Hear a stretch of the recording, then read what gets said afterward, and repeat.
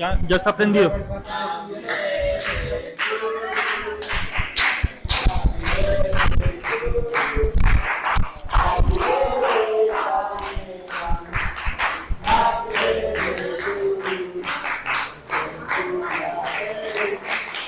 ¿Qué tal suena? ¿Se escuchan? ¿Sí? Excelente.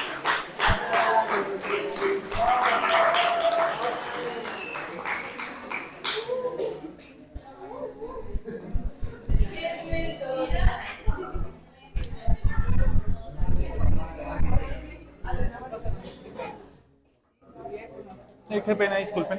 ¿Juliet va a venir hoy o quién va a estar presentando? Ah, bueno, la esperamos. No, vale. Sigan, gracias. ¿Sí se escucha bien? En el en vivo. Listo, entonces la otra es la de siempre. Usted que va a estar ahí, está pagado. Sí, lo va pagando para que no.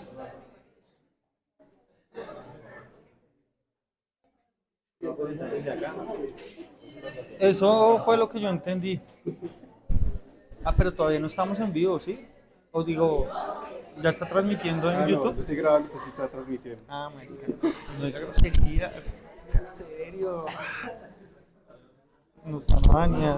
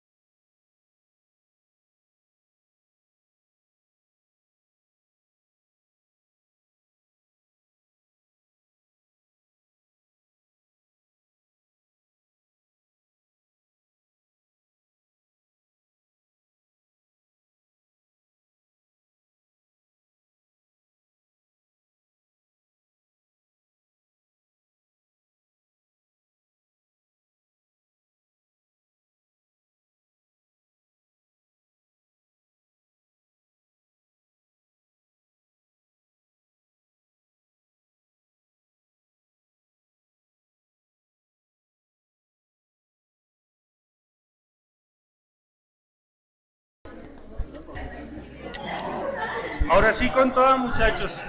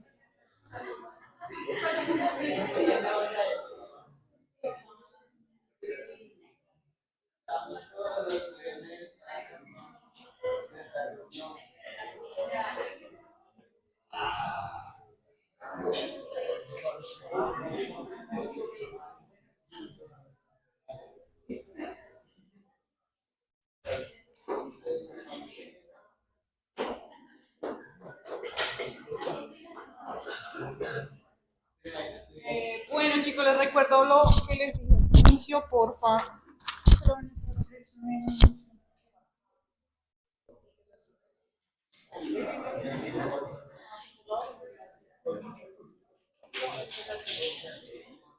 Les recuerdo, porfa, lo de la comida, hacerles una recomendación al salir. No, pues, considero que no fuimos nosotros porque no tenía carnet. Pues me dije a la señora que no tenía carnet, algo que comieron allá afuera, dejaron papel, los encima del mueble. Yo le dije a ella que no éramos nosotros porque todos tienen carnet, ¿sí? Entonces, confío en que no hayan sido nosotros. Igual tienen cámaras, mañana muestran, pero pues espero que no hayan sido ustedes, ¿vale? Recuerden por favor no comer acá.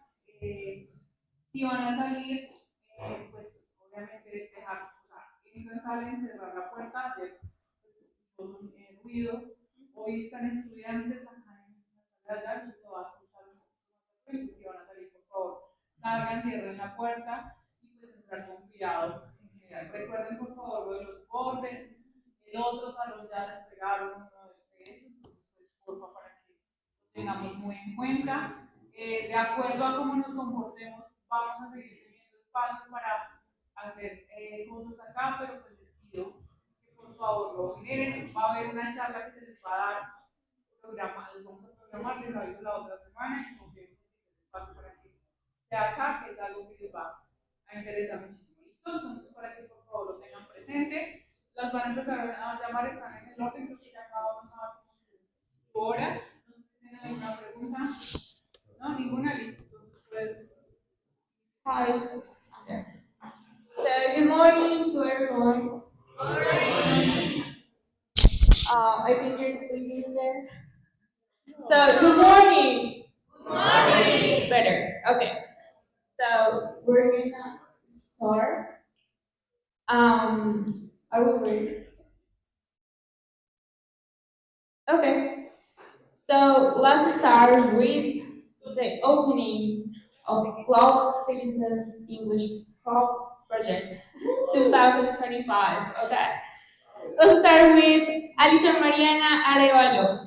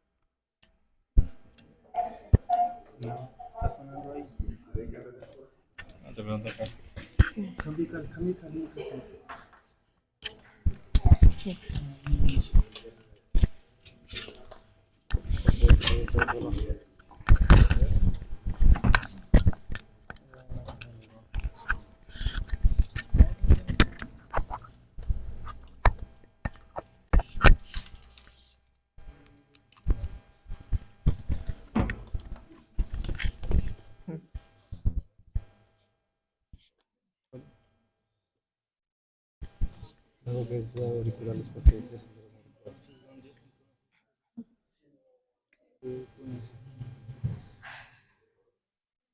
auriculares.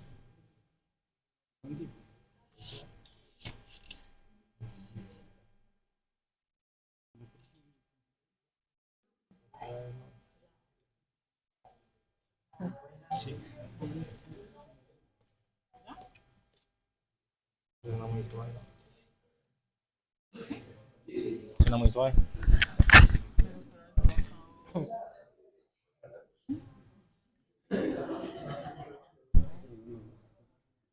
Sí.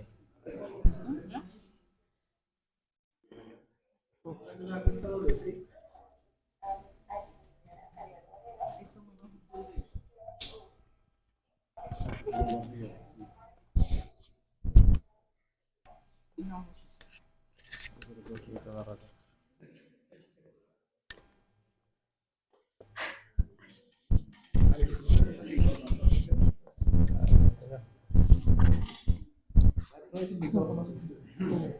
¿Ahorita de manera normal?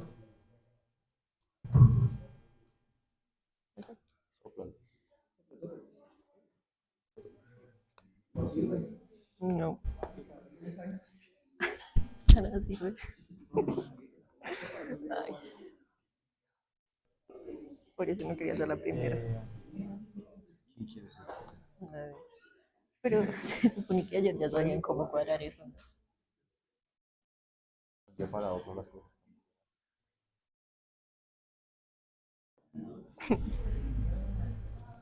Qué vergüenza.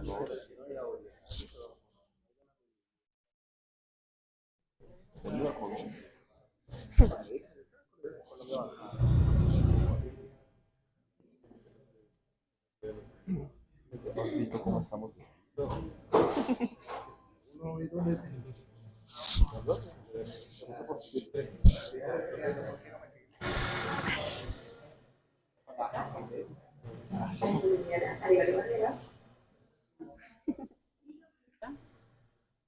Ay, qué vergüenza.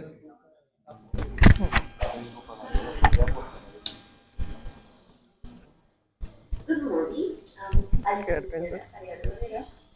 I'm Se nos 18 va. years old, and I've been studying here in St. Mary's College since 2024.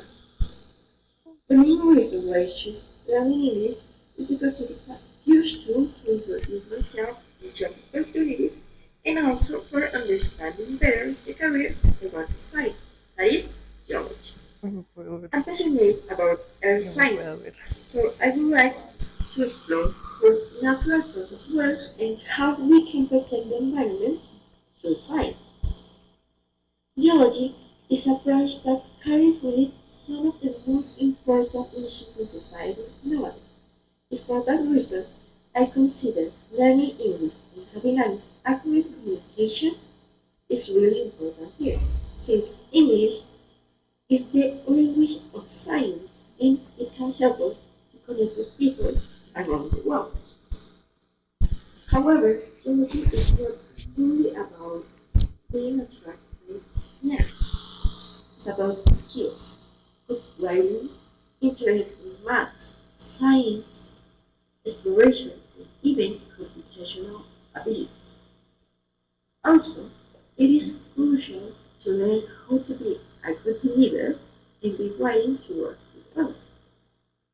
Notwithstanding, what is the most important thing here is that a geologist must be a person formed with ethical, social, and environmental knowledge. In this presentation, I want to show you the importance of English in a globalized world and the business or opportunities it will give you in a career such as geology.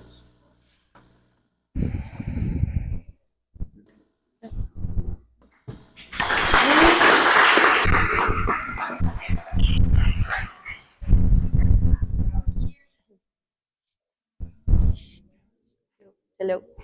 Creo que no sirve. ¿Sí? Yeah. Yes. Okay. Okay. So, good morning again. Um, well, you already know a little bit of myself and my motivation, so I want to start with a simple question. That is, why is geology important in society and how it is related with English? It's important to understand that English is a global tool that gives professionals and scientists access to knowledge, opportunities, and communication. It's for that reason that for a geologist, English is not something optional. It is essential to understand new discoveries, share research, or work internationally. Next, please. So, what is geologist and what is the role of a geologist? Geology is the scientific study of the Earth, its composition, physical process, and history. Did you know that geology involves the history of the Earth over around 4.5 billion years life? Also, it can help us to understand natural phenomena such as volcanoes, earthquakes, and eruptions.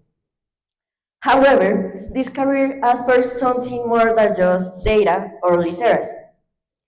It asks for solving environmental and industrial problems, for awareness, observational skills, and communication.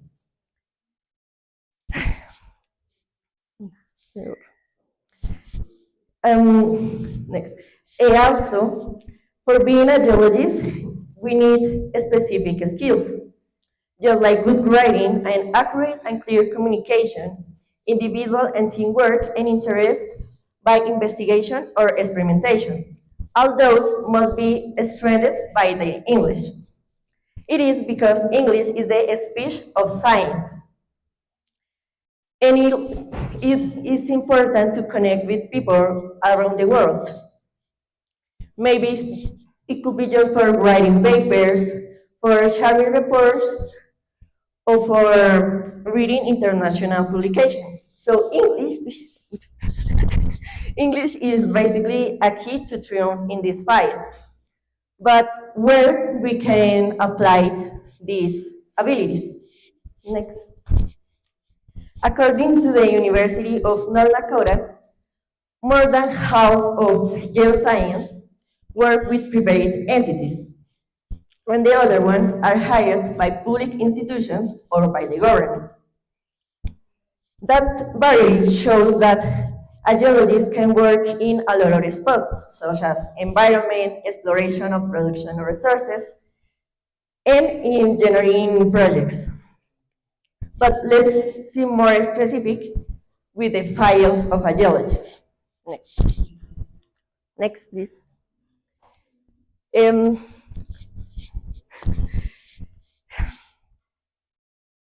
the files where geologists work the most usually are energy, government, or professional services. That is to say, they work in the exploration of resources such as oil, gas, or geothermal energy. But they must interact with more people to share what they find. Also, they made environmental assessments, inspections, and civil constructions.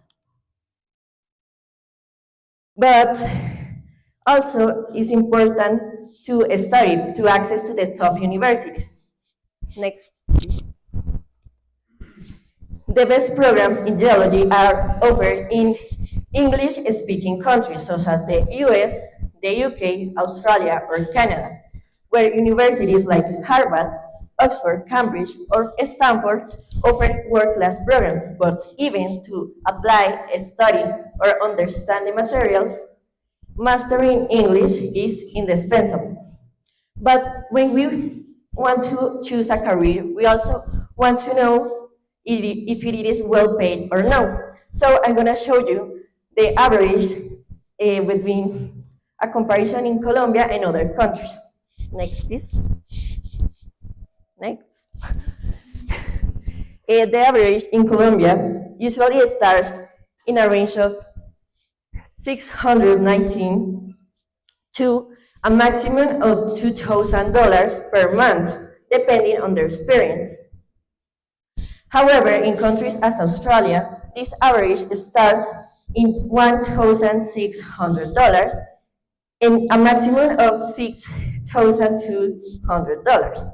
In Canada, that is who pay the most, the average goes from 5,200 and 8,200. It is a really high expectation for a geologist. Meanwhile, in the US, it starts in a range of 5,500 and 6,900. This shows how mastering a second language like English can open you to better job opportunities and best pay. Also, we want to know how is going to be the future if I can get a job in the next decade. Next. Next, please. No. Data from the American Geoscience Institute indicates that to the next decade is supposed to increase in a 3.7% the employment average. That is to say, it's supposed to go from 461,152 jobs in 2024 to 478,091 jobs in 2034. It represents a stable demand for those professionals as demonstrates that geology will continue playing an important role for the future global changes. Next, please. But it is not only about job numbers. It is also about communication. And also in this career, customer service is not the most thing where it is focused. They have some characteristics in common, such as active listening, empathy, problem solving, and communication, and clear and accurate communication. As Lawrence Donnelly mentioned, they usually must explain their findings, show the results, receive advice, and interact with companies, with the government, or even with communities. So they have to use a technical but understandable language. Next, please. So to understand how people perceive the importance of English, I decided to make a survey. and married to 21 people in a range of age between 18 and 30 years old, all those professionals of students with an English level between B1 or C1. The results show that only two people consider English as not important for their professional development, whereas most of the participants confirm that English is really important for accessing to better job opportunities, for improving academically, and even to achieve an effective communication with customers or in international contexts. This confirms how English is important for professional success, even in scientific fields. Next, please. So, to conclude, why is English important for a geologist? It is because it is the scientific language of communication, and it can help us to access to global research, as to access to the best companies and universities. This research reaffirmed my decision to study geology because it is a career where I can study the earth while I'm developing my professional and communicational abilities, to share knowledge and to contribute with experimental progress. For a geologist, English connects people, progress, and knowledge. And that's it. Thank you for your attention.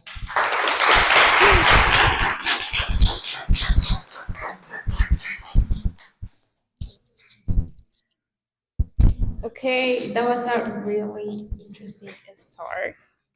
So we're going to continue with Sharik Enciso Lacerna.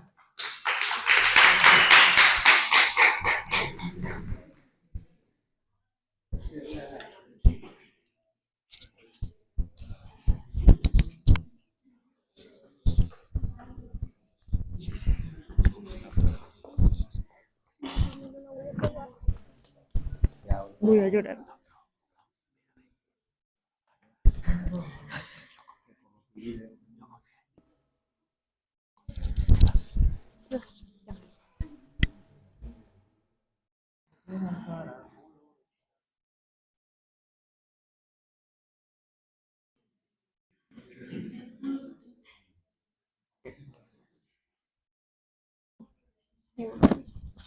Un infarto.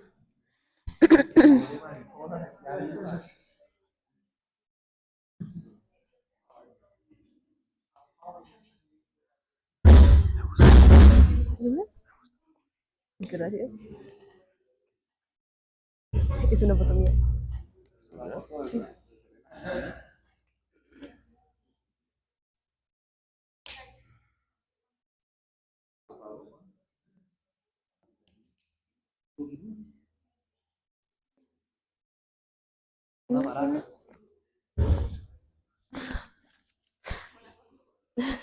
Sí.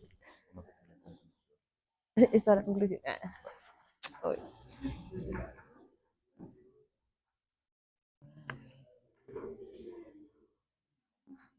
Pero no se escucha. No se escucha.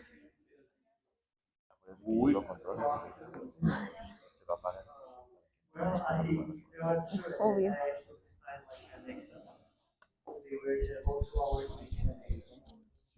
Voy a morir. Estoy temblando. Estoy temblando.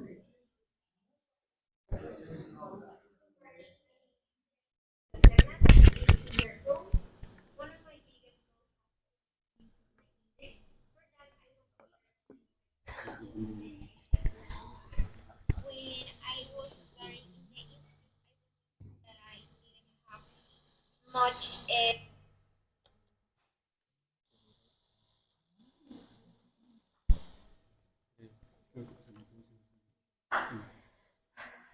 Ya. Eso espero. when I was starting in the institute, I remember that I didn't have much knowledge about English, even though in my high school I studied it, but I learned just basic things about Okay. the language, like verb to be, or regular or irregular verb. It was what I know until I came here when the first year was a little difficult to speak fluently and to understand other the following year. Things like everything was to enjoy the process a little bit more. Now, I improve skills like reading, listening, speaking, and writing. Thanks to the help of each coach who always are there when we need them. So, to continue, I will explain to you my presentation about the role of criminal law in Colombia's society. Criminal law is a branch of the law that has a big influence into society and avoid to fault individuals. Its main goal is to keep order and make sure that everyone's rights are respected. In Colombia, criminal law is a tool that is used by citizens for protecting their laws and it searches to reintegrate to society who have violated law. However, the Master of Professional English is required in some cases to enforce the law, as is evidenced in John Nelson's false case.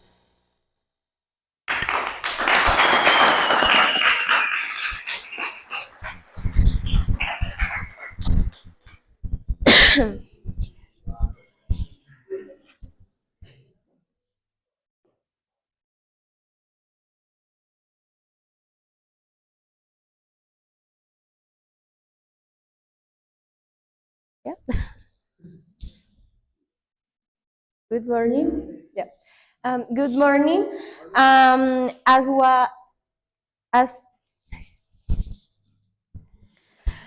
as could you see in my video, criminal law is one of the most essential branch of our uh,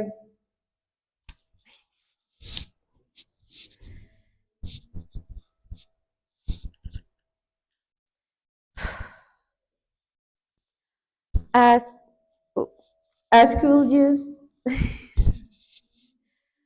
As could you see in the video, criminal law is one of the most essential branch of our legal system because it not only punish wrongdoing, but also protect the values that sustain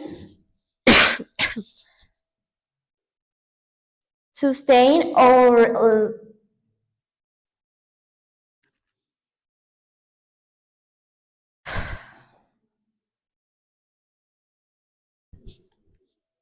the balance that sustain society life, dignity, and justice. To understand how criminal law actually works in practice, I would like to take a real case that captured the attention of our entire country. Next, please. I refer to the case of John Nelson Paulus, the American citizen who killed the Colombian DJ Valentina Tres Palacios.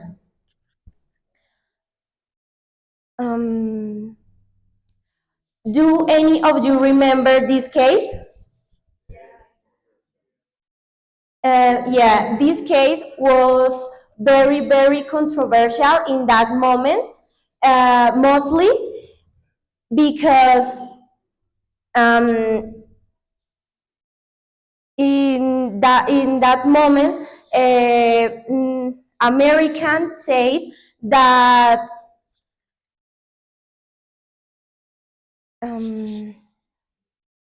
that process uh, that that process was following with John Nelson.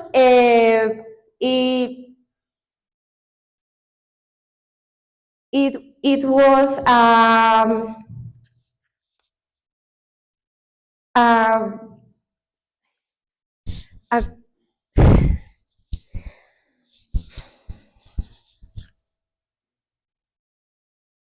a, background.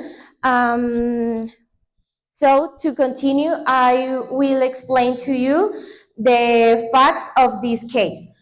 John Nelson Paulus arrived to Colombia in 2022, where he established to a relationship with Valentina Tres Palacios, a 21 years old younger woman.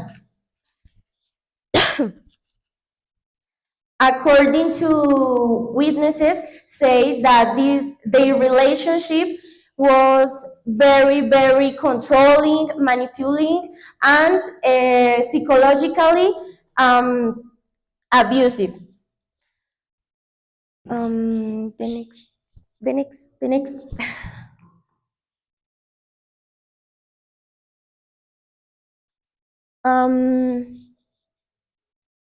In January 22nd, in 2023, Valentina's body was found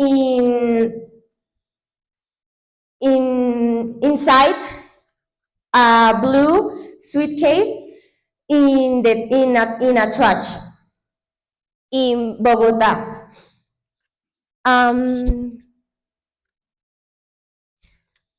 However, John Nelson tried to escape through the Panama to Turkey. To say thanks to Interpol, International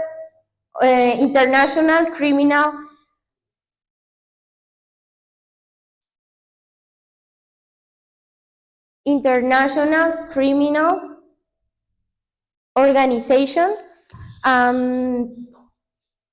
captured in the airport and expect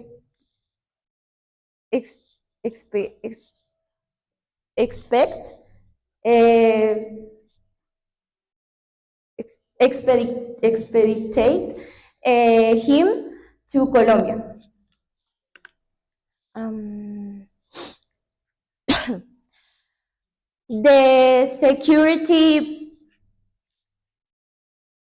The prosecutor's office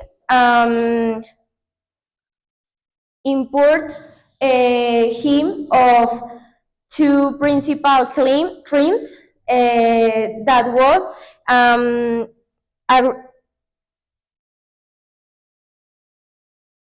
aggravated feminism and destroying and alteration of material evidence. According to the article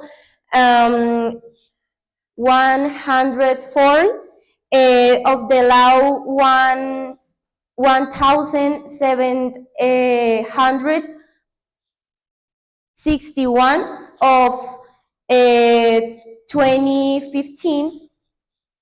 To continue, I will read because I don't know complete with the article.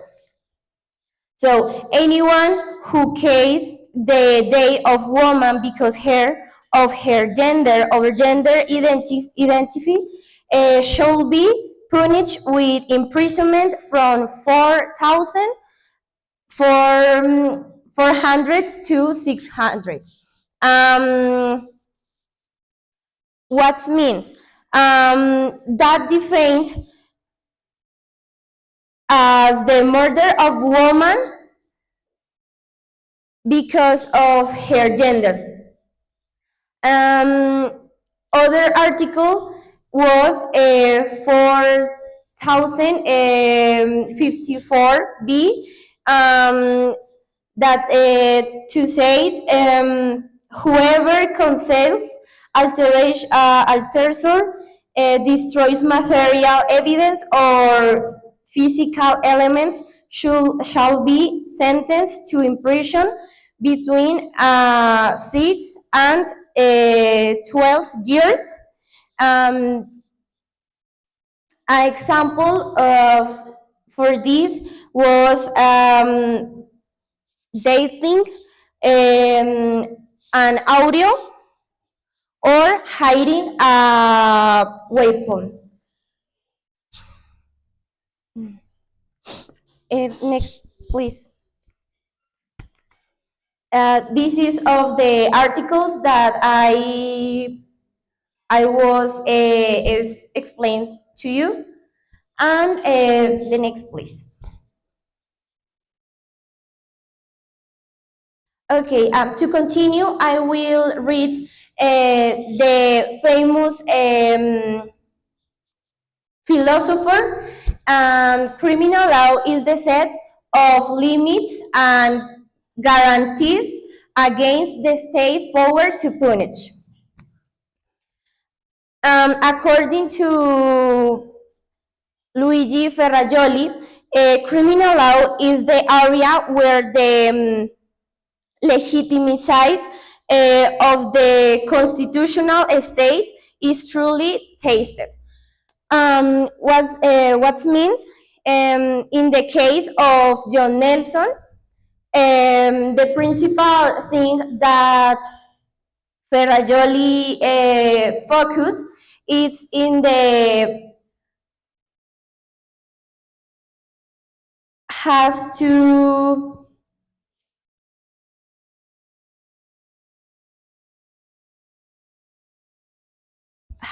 do the law to face in case where woman is where rights woman is violated. The next, please. Okay, to continue, other point that I will take is the importance of English in a different case. In this case, I read that the lawyer of John Nelson Paul said that he didn't understand how was the crimes that he committed in this case. For that, the prosecutor's office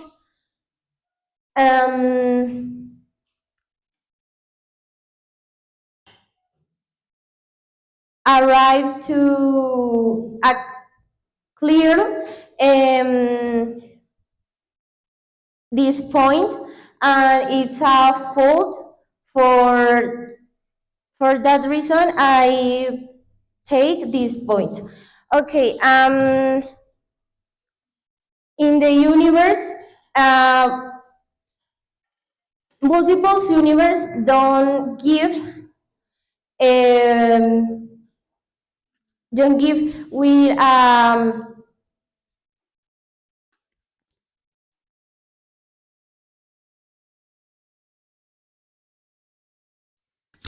don't give with a providing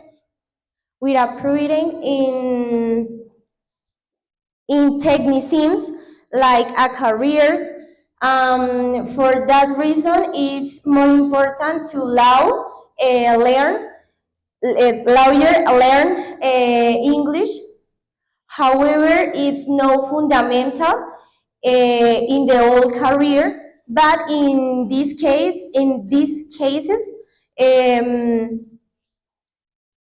it's very important in this case. Thank you for your attention.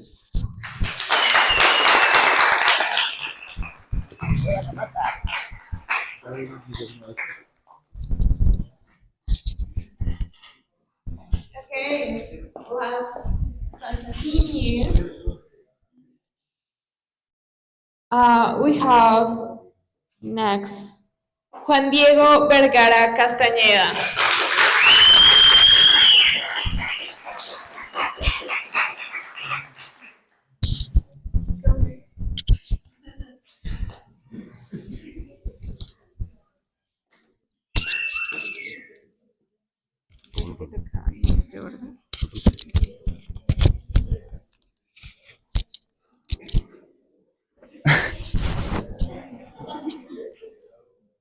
Hi, how are you?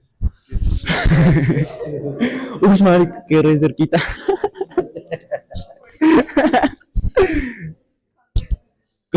Context la máscara. No, pero alejen eso un poquito. Producción, por favor. Producción.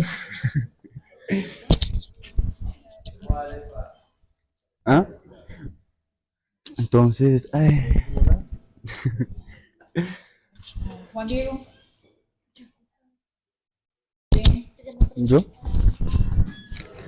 ¿O cuál Juan Diego? ¿O cuál otro Juan Diego? Chao.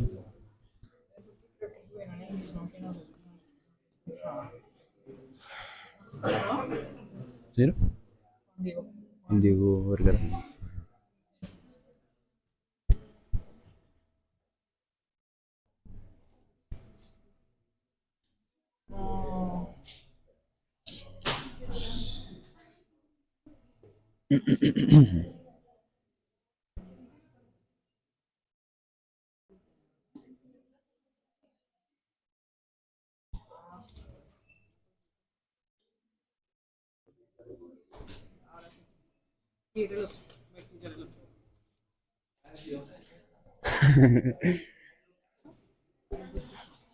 No sé qué va a decir, ñero, la real. Ñero, ¿qué digo? ¿Qué presento?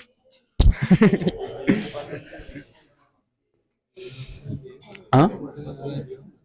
¿Sí está bien? ¿Ñero, qué presento?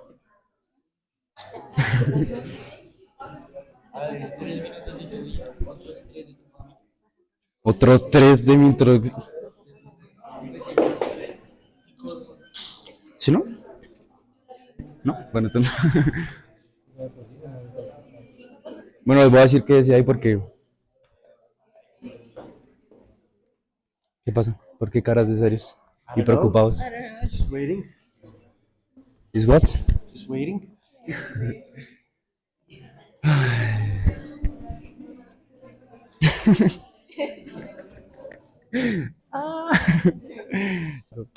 Well, in this part, I say that I Juan Diego, I'm Juan Diego, I'm 80 years old, and this is my presentation about my degree report. Yeah, and those and my. Great.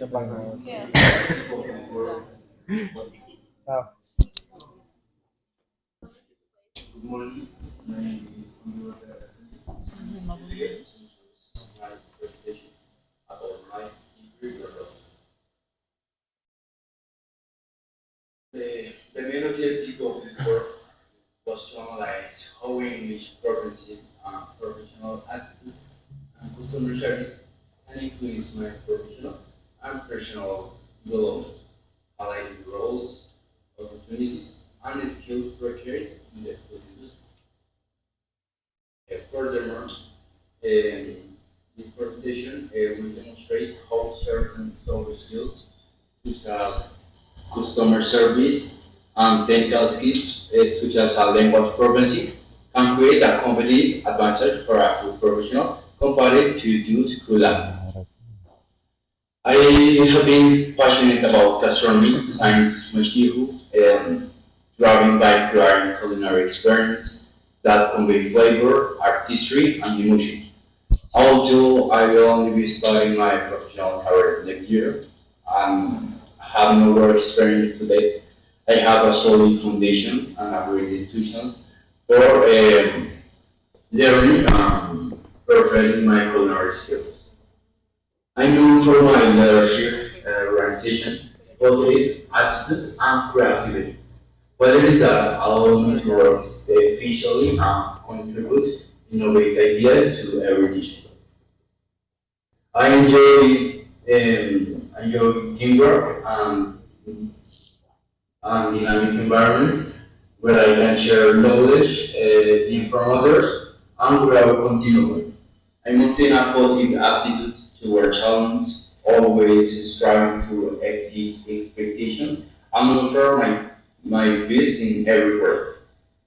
I aspire to continue developing in the culinary field, of course, and combine technique, patience, and originality to contribute to the success of any team or culinary establishment in the future. My experience with English throughout my life or throughout the years has not always been good. Since I never attended bilingual schools and I didn't pay much attention to it. Only in this year, I have started to see it necessary in my life and it's become a major interest for me. The importance of English in my academic is immense, and it's a fundamental language for learning and communication in today's world.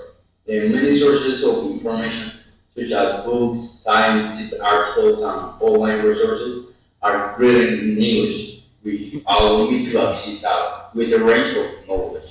And moreover, learning English enhances my opportunity to study abroad, participate in exchange programs, and communicate with people from different countries.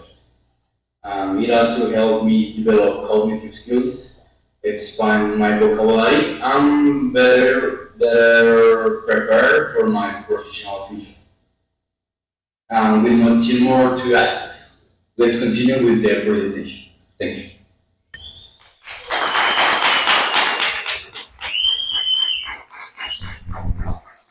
Okay, pay attention to this presentation.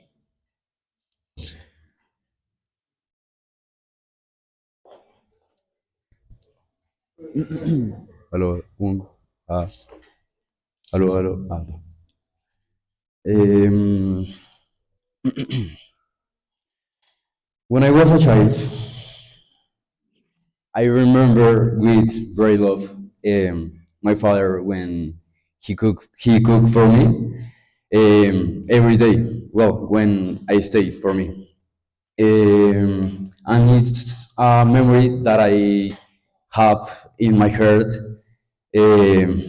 because he teach me the love of the cook. He teach me the love of the gastronomy, and for he, I start to see the gastronomy in another form with more love and with more passion. And for this reason, I make this presentation. I make this work, and I hope maybe in the next year start my university, and maybe it's possible to I chose the career like is gastronomy. Next, next, next.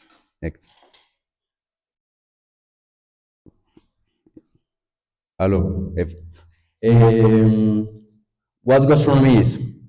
Gastronomy is the study of relative between the human being, their food, and the cultural environment. It's much more only talk about food. It's a passion, it's a heritage, it's a life, it's a love, it's a tradition of flavors, and it's a way to achieve to unite people and countries. It goes further than only act to cook. It's a preparation and dedication to make a dish with love. Um, and don't care that it's your family, your friends, or something person that you know that you don't know. You make this if for you have a passion for this. Next,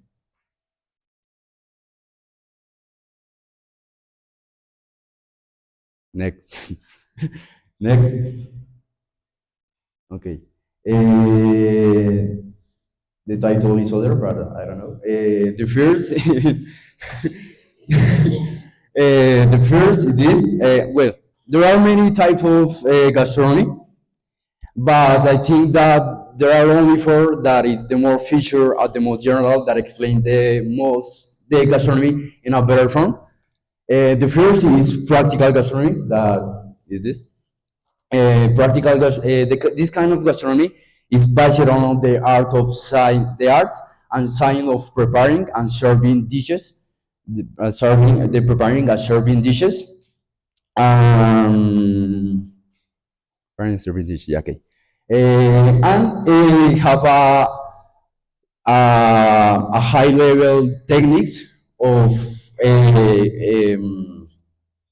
generate or create a normal dish in a dish with more contents. The second type is this the theoretical gastronomy. Theoretical gastronomy is based on the part in the practical gastronomy. It's something similar, but it's more focused in the process. It's more focused in the information and it's more focused in the systems. The next one is the technical gastronomy. Technical gastronomy is focused on the system. It's focused on the system of each one ingredient, and it's also focused in the amount of specific figures of salt, yeah. And the last one is the food gastronomy, and maybe the name is maybe rhetoric, but food gastronomy food, yeah, but the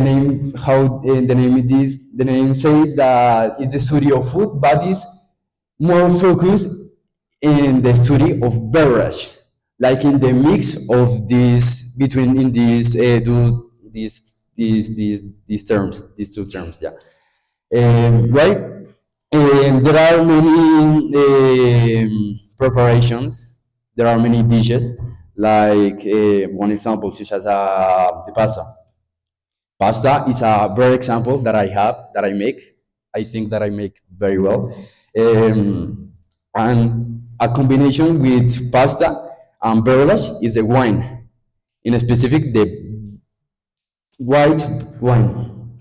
And another beverage are the beer, coffee, and soda. Next. A journey inside this emotion world. Next. Yeah.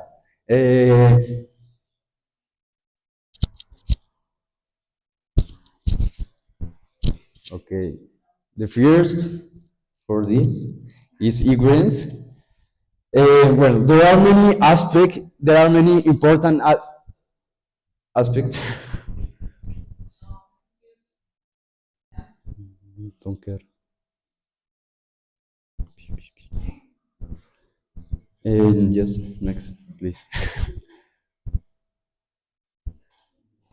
Next, next. No, but it's only the titles where to stay. Next one. Yeah, this next one.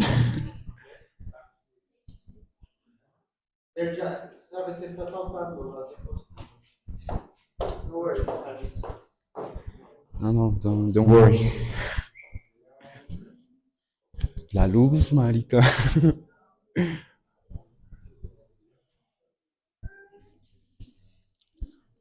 How are you?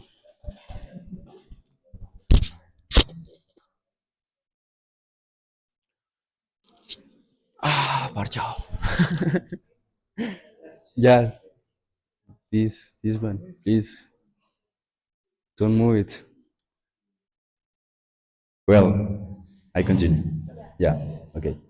There are many aspects, there are many important aspects in gastronomy. There are really very much aspects, But I consider that these only four aspects are the very most important inside the gastronomy. The first is ingredients. Of course, ingredients are the best, are the mainly aspect important inside the gastronomy, right? Because if you don't have ingredients, you can't make a dish, you can make a food. Well, it's obviously no. The second one is culture. The culture it's also very important because the food talk about the one place. If you know the dishes, if you know the gastronomy inside this country, you can know it the old histories that all happens in all histories in this country. And the third one is the presentation and aesthetic. Aesthetic. Uh-huh. Hello. Hi. Well,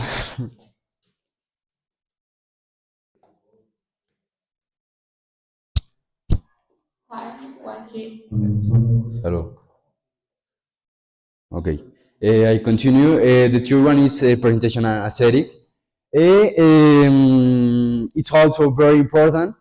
Um, I well, one question is that what you will prefer? A dish that is very basic, that is very normally that maybe only have the plate, yeah, the plate and the food into this and no more, or you prefer a dish that maybe have a more work, a more passion, like a more care of this, a more ingredients, a more colors that the colors is very important. The combination of colors is very important inside the dish.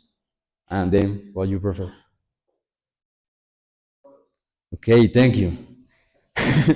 And the last one is creativity.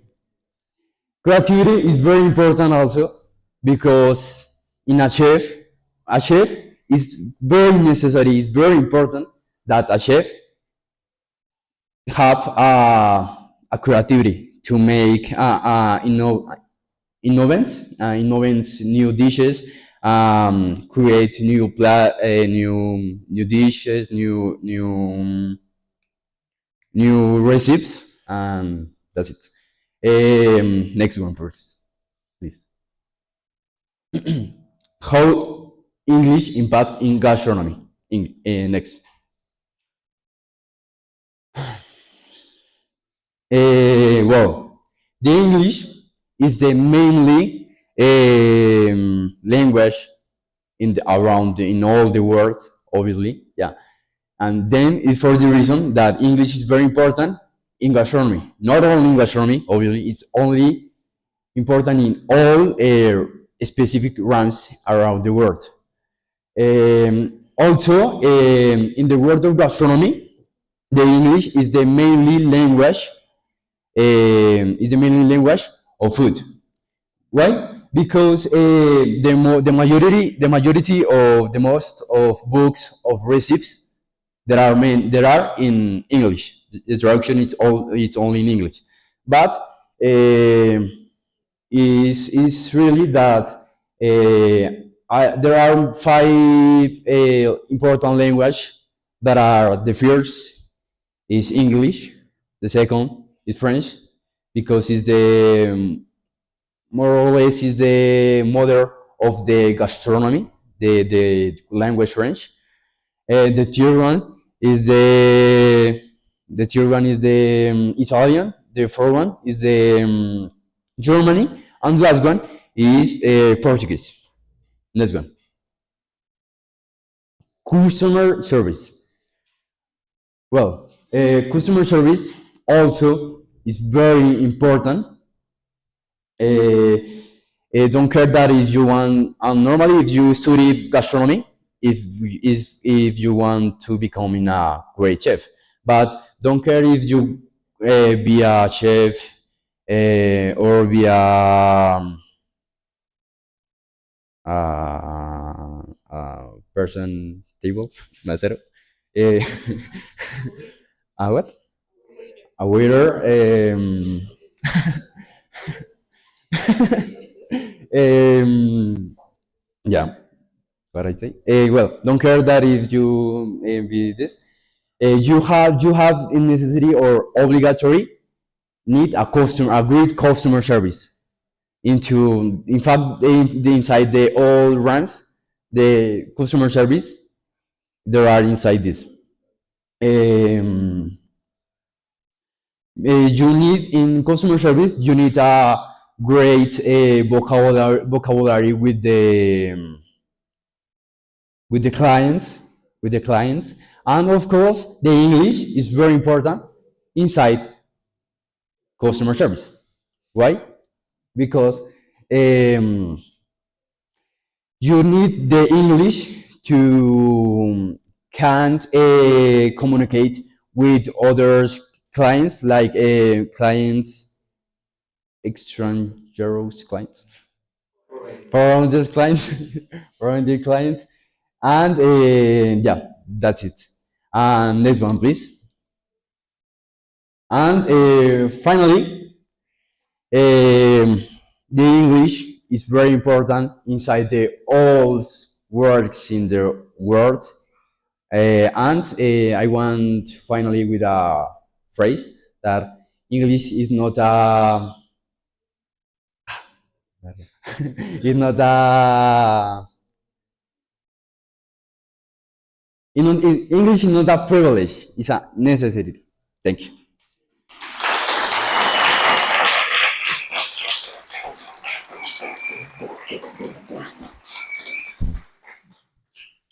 Okay, that was really interesting to our future chef. Let's continue with Maria Sofía Forero Rojas.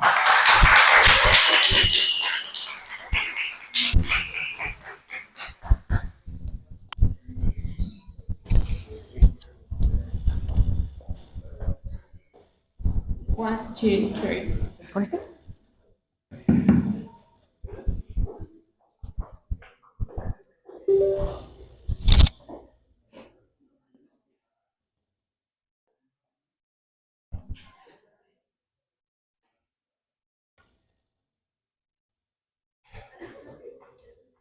Good afternoon, dear judges, colleagues, and guests. My name is Maria Sofía Forero. I'm 18 years old and I am studying from Master Tutor in English in St. Mary's College Institution. I'm going to talk about why I chose the career of early childhood education, which I'm about to begin studying. At the beginning, I wasn't sure about starting this career because I was between two options. But through time, I realized that I am very motivated to teach children and helping them during their early childhood. Otherwise, I'm going to explain how learning English will play a vital role in my professional development. When I first started learning English, I saw it just as another subject in the school. But now I understand that speaking this language is very relevant for the life because it can open many doors for better job opportunities, to connecting with people from different cultures, and learning new teaching methods for the career.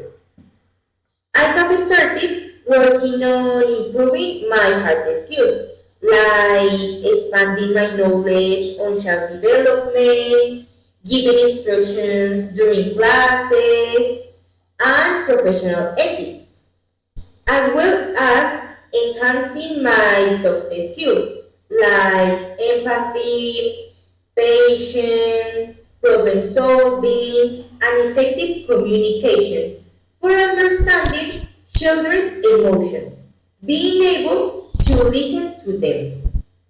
Furthermore, building a strong and trusting relationship with them and with their families are an essential part of the career too.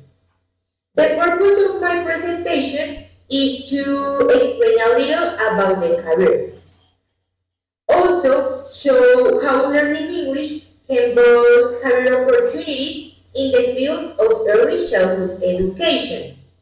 Another important part is customer service and positive attitude because those play a key role in the development of my career and my personal development.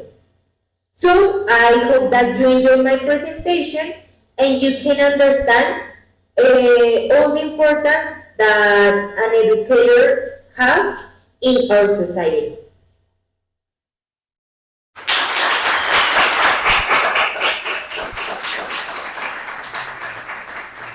Okay, let's continue with her presentation of childhood education. Good morning, everyone. Welcome to my presentation. And it's about early childhood education. Next, please. First, I want to start with this question. What means to be an early childhood educator? Well, to be an early childhood educator means to work with young children. Next one, please. Typically, from birth to around 8 years old, helping them learn, grow, and develop the foundational skills they need for life. Because at that ages, it is fundamental to stimulate their brains. Also, another important part is giving them a support and upholding them feel safe, curious, and free to explore.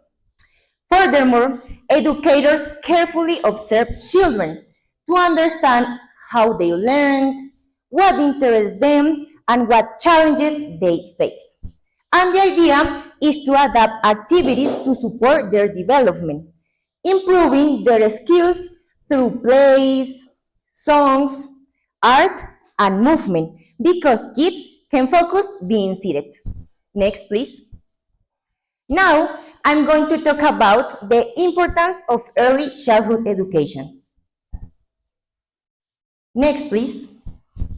During early childhood, as I mentioned before, is when the brain develops faster than at any other time. As an educator, the role is to nurture all areas of child's development. A teacher guides children with the next key areas: cognitive, social and emotional, physical, and language.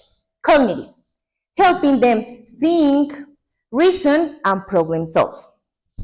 Social and emotional, teaching them how to express their feelings, cooperate, and build relationships, because this is very important.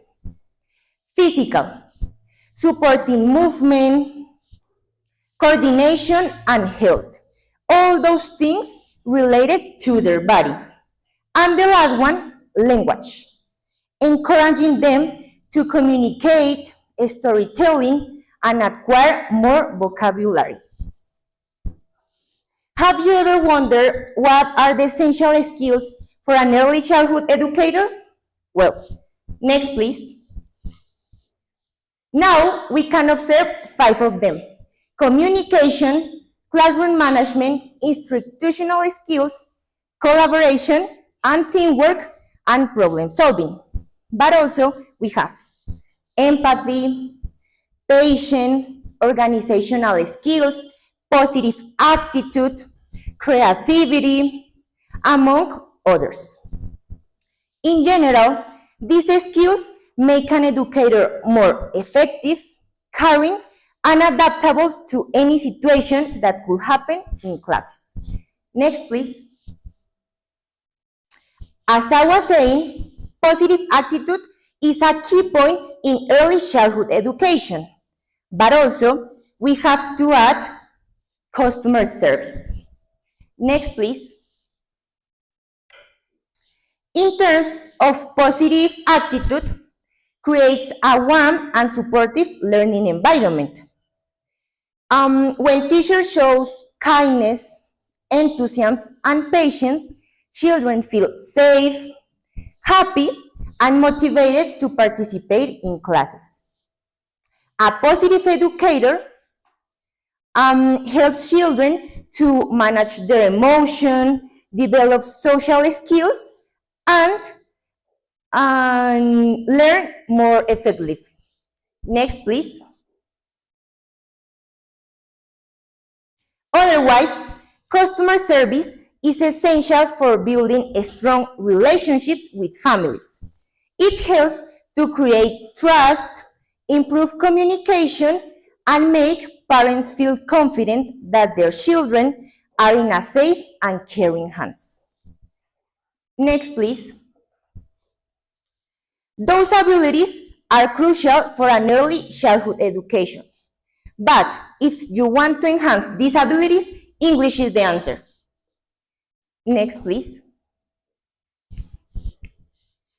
Being a bilingual helps educators communicate effectively with families from different language backgrounds.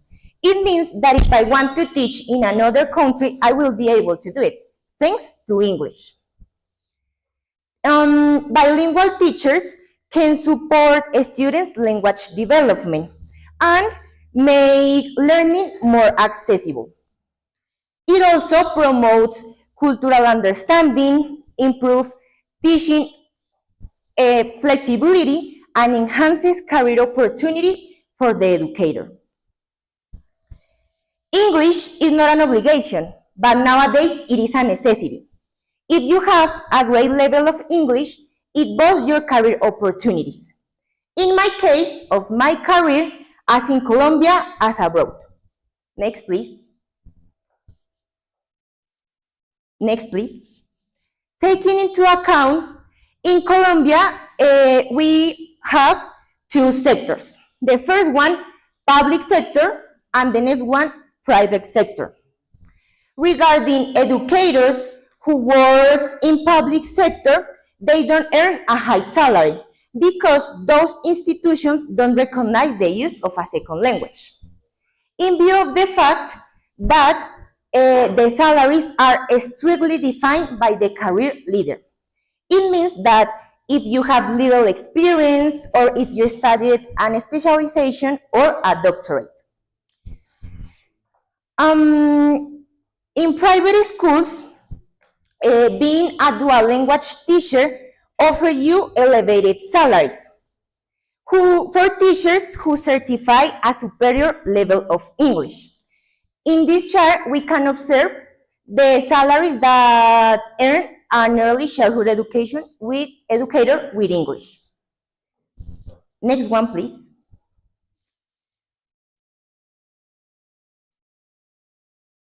Next, thank you.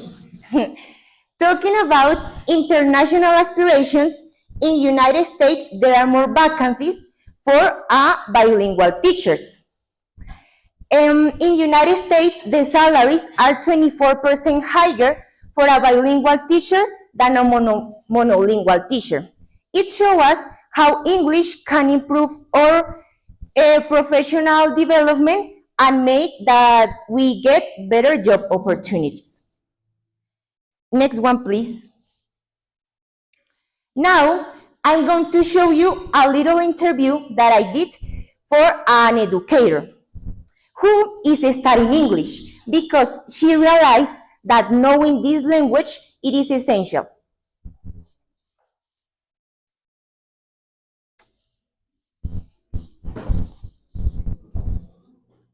Good afternoon. Today I am with educator and recruiter.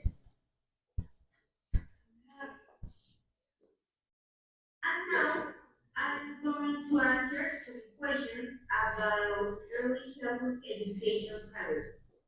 So the first question is, what motivated you to choose this career? I'm very happy with my decision to study early childhood education because I love children and enjoy helping them learn and grow. What skills do you consider an early childhood educator should have? An educator should be patient, empathic, creative, and able to adapt to each child's needs. Do you think it's easy for an educator who knows English to get a job? Knowing English makes it easier to find a job, as many schools value bilingual teachers. What advantages give you the English in your career? English offers access to international resources and fun ways to teach children. How do you consider is the labor opportunities for an early childhood educator?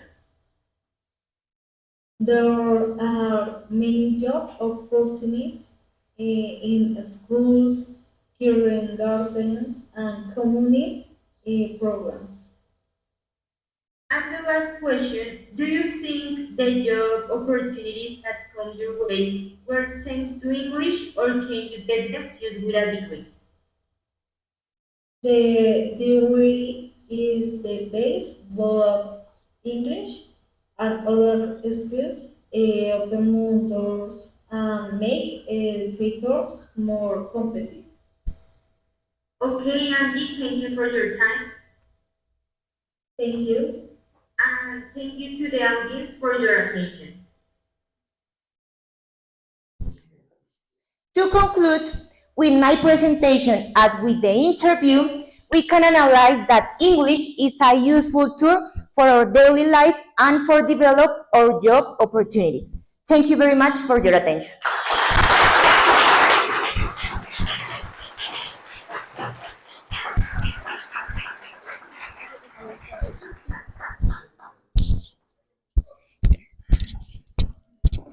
Okay. Thank you to our future childhood educator. Let's continue with Karen Sofía Beltrán Riaño. Come here, please.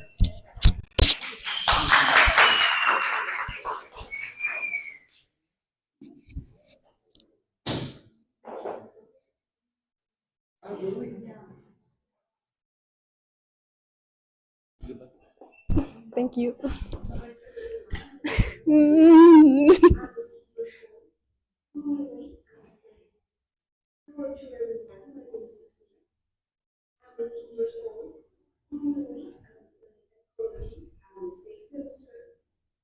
And I consider psychology as the most important part of my life because it's gonna be the future what I'm gonna do all my life. Um, Psychology has become a, the most important because of the skills that I have developed. Furthermore, I'm single level, I'm studying English at the same time. Therefore, it has been difficult for me to study both things at the same time. But I know I can do it, and I keep doing that. It doesn't matter if I'm bored, if I'm tired. I know that it's gonna be well for me in the future. Um, Psychology is not, for me, psychology is not only a way to see the world, it's also a way you step in another's life. That's the reason why I have developed a lot of empathy. Because when I am with others, I have understood what they have and why are they in the way they are. For instance, when I'm in a big group and I realize that someone is feeling bad, I step in that life and I see the way of seeing that the world. That's why I consider psychology as the most important part of my life because it allows me to understand others. Furthermore, psychology for me is not only that. Psychology for me is a growth tool in which you can help others. The English in my life have developed some skills that I like a lot because it have allowed me to communicate with others better and to understand others better. That skills are empathy that I have said that it is why that is important. Also, customer service that is an important skill of my career because of course that all my profession is about others. So customer service is the most important value after empathy. The second one that I have developed a lot is communication. When you communicate better with others, you can understand what they are saying and to listen better. Psychology when I have studied psychology have been difficult not only because of the time, but also because if in every subject that I saw allows me to understand others, but also myself. So it becomes a war between myself and others when I had to make a decision. Um, to sum up, I'm a student of psychology. I'm a psychology student.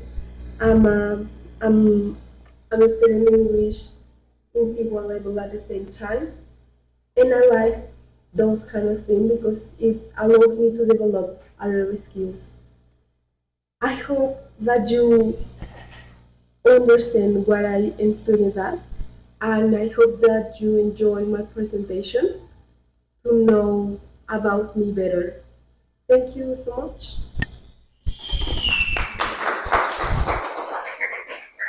Okay, let's wait for the presentation and something important. Remember the silence. Remember your phones, please. Okay. We can hear everything you're doing back there.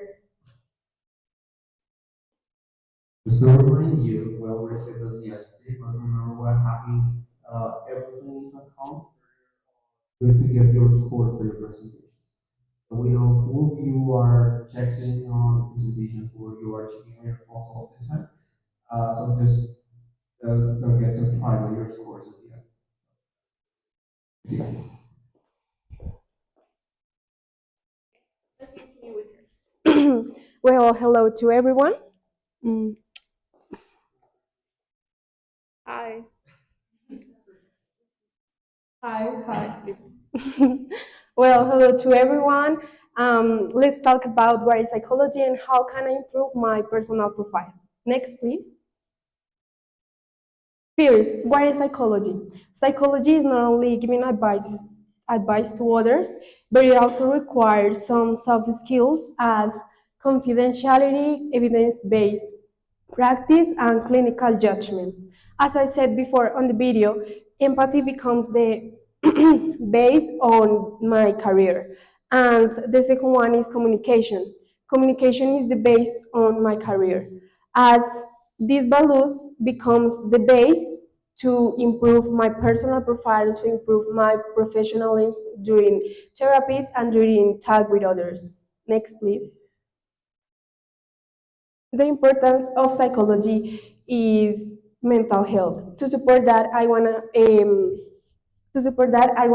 say a study that was made from 2010 to 2021.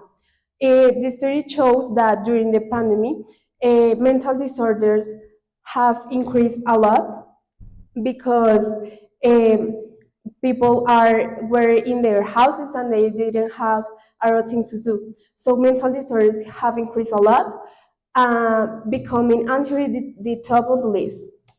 That's why psychology is important in our lives. Next, please. Mm, I want to study educational psychology because since I was a child, I always tried to understand why the others' needs. And for instance, an specific case was when I was a child, a partner had an accident and he was on a wheelchair. And I always try to help him to understand the subjects and to understand what the teachers were saying. So during my child life, I realized that I want to help others, but I don't want to help only adults. I want to help kids because kids can express emotion as the way that we are. So for me, educational psychology becomes the key during your grow up. A phrase that is motivated to me a lot is education is not filling of a pail, but the lifting of a fire. And psychology is the spark that keeps it burning. It is inspired by W.B. Yeats. Next, please. Mm, Even though psychology is the second most studied careers among students, this information was taken from a Colombian psychologist school. Mm, Educational psychology eh, is the second most studied careers, and it becomes liberal market a problem because as a lot of people study that, I don't probable to get a job easier. But English and customer service becomes the key of the tools of this process. Next, please. First, English provides communication, adaptability, cultures, and incomes. Communication because you can understand others better, adaptability because you can go through other environments different from yours. Cultures because I can express in other cultures in English, and incomes because, as you know, and as a lot of you said, the incomes when you talk English increase a lot. Next, please. This is a study made from um, psychologist Colombian school, which shows the graphic shows that 758 per people psychologists were interviewed, and of them, 20% of men talk another language different from English, and only 3% of women talk another language different from Spanish. So it becomes English as the key of this because psychologists, the graphics shows that psychologists don't talk another language different from Spanish. Next, please. Now, customer service is an important skill because my career is about others, not is only about me. So customer service becomes the key because when you understand others better in my career, you understand how to solve a problem and how to help them. Next, please. Furthermore, in a study made in El Empleo, says that a bilingual educational psychologist in Bogota may earn around 3,008,000 pesos per month. So it increased a lot than a monolingual person because a monolingual psychologist only earn around 2 million pesos. Next, please. To support the information that I said, when psychology and customer service become the key, I want to show you a specific case that is taken from a study made of international psychology. She's Laura, she's 20 years old, and she wanna do an interchange to our country. She come to our country and she is studying psychology too. But in the way, during the semester, she talks with a partner and she says that she's not feeling so well and that her grades are down and are only is going bad. So she's thinking to come back to her country. That's why the case is reported to the psychologist. Next, please. The solutions that I could give as a psychologist will be the first is communication. In the first session that we could have with Laura will be in English because English is her native language. To express better and to feel better during the session, she has to talk in English and she has to talk her emotions in her language. Then, to solve the problem, I will give her some tips and some slangs that she maybe don't understand.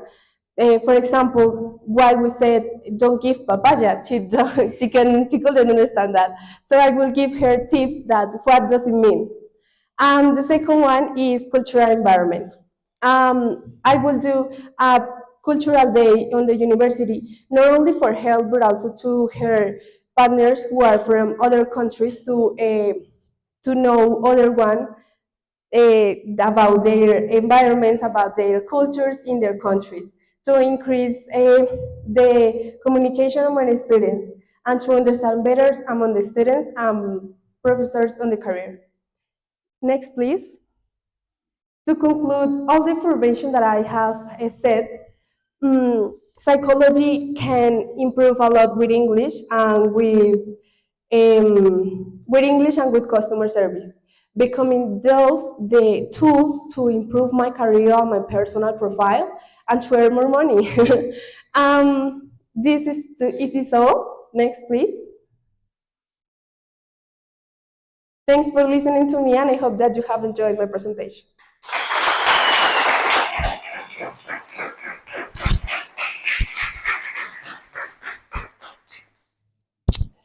Thank you to Karen Sofia. Now we're going to go to break. We have break of 20 minutes, so I'll see you back there up here in 20 minutes, okay?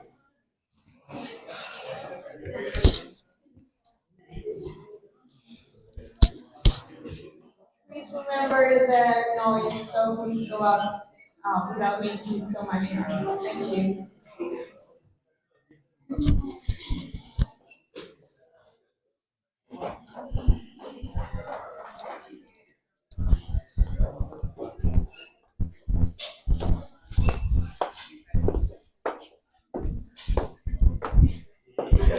Voy a apagar este mientras Sí, un volvemos. ratico.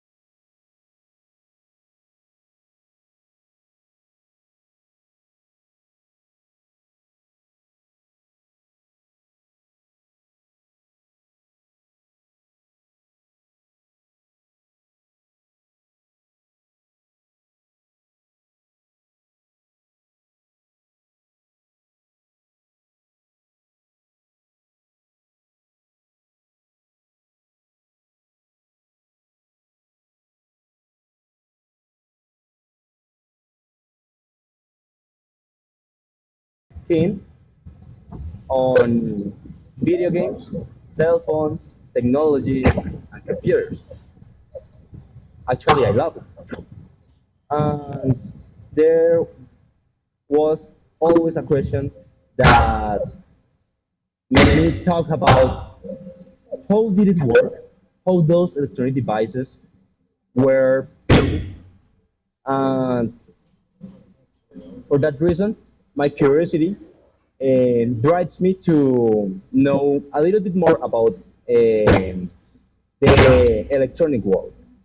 So, uh, in fact, English is the modern language that science has right now.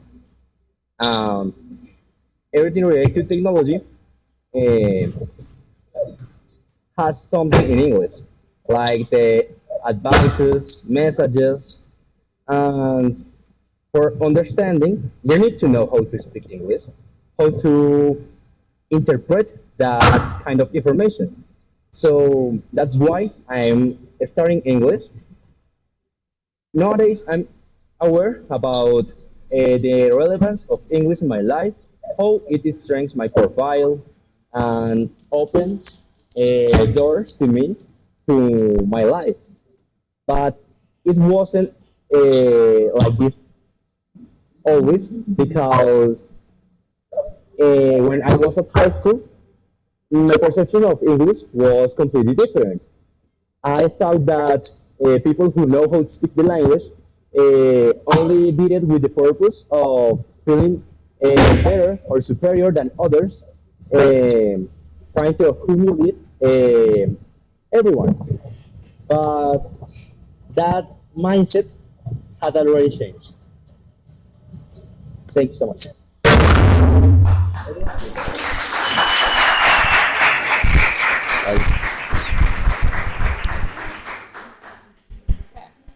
Let's continue with his presentation. Well, good morning, everyone. Having addressed the reason why I have chosen this career, I would like to start by asking a question. So, have you ever imagined a day without technology? No cell phones to check your messages, no apps to store your work, and even no internet to connect with others. It will feel almost impossible, right? Well, as a matter of fact, we are living in a world where technology has become part of everything we do. It's essential. But behind all those systems, apps, electronic devices, there are people who make sure that everything works properly. And that's what the field of system engineering is about. Today, I would like to talk about how English is related with this career and also why this ability of communicate with others, the good attitude, and soft skills are key of becoming successful in this area or in this profile. So let's start with the next one, please.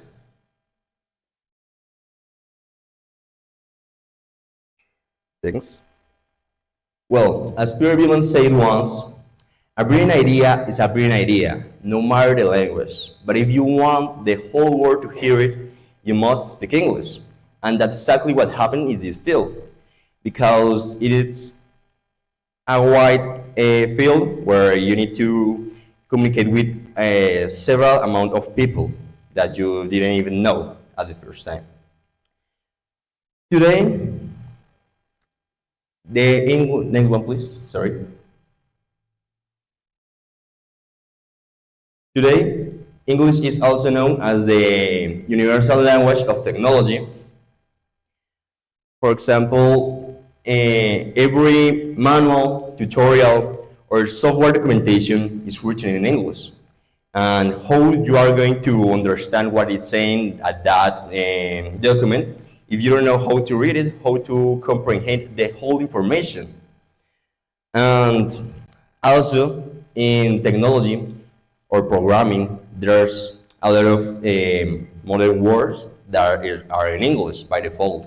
For example, we have if, while, or one that is simple, that is return. And also known the language of the businesses because you have the opportunity to arrange deals all over the world with companies, and also give you the opportunity to work without the need of traveling. You could work from your home. What it means that is better salaries because you are getting paid in dollars or any currency instead of the yours. For example, here in Colombia, Colombian pesos. Could you move to the next one, please? Next one. There we have an example about a common structure that programming has that, as I mentioned before, it is only in English, that you need to know how its structure works to use it, basically. Next one, please.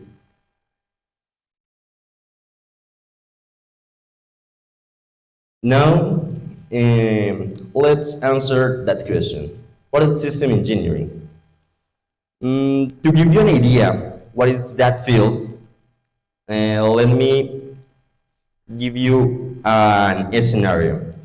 Every time that you make a purchase online or stream a video or communicate with others in social media such as WhatsApp, TikTok, Instagram, Twitter, there are behind that a complete whole system that is in charge of the whole your data. It's saved and also is roaming safely.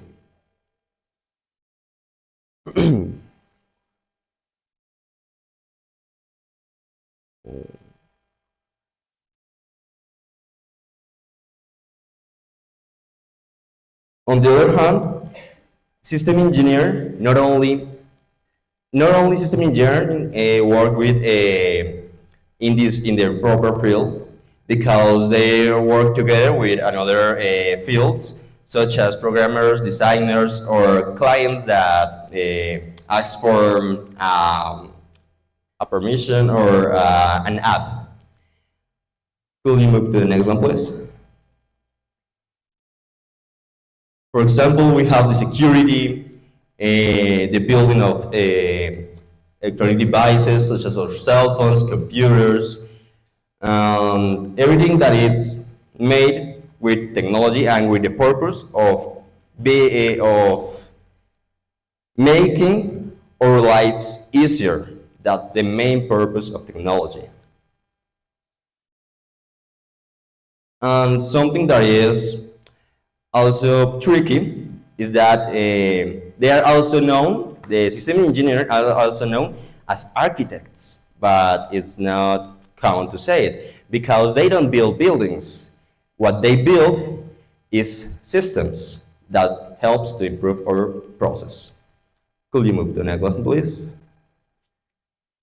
Now we have a chart that illustrates the amazing gap about an average how much do earn a system engineer here in Colombia, and on the other hand we have in the United States. In Colombia, per year, a professional in this field earns around $11,319 per year, what is in our currency 44 millions per year. On the other hand, we have in the United States the same professional earns 122,493 USD, which means in our currency 77 millions per year. That's, for me, really insane. And it could be for so many factors, maybe the cost of living in that place, the lack of technology that we have here in Colombia in comparison with the USA that is potential.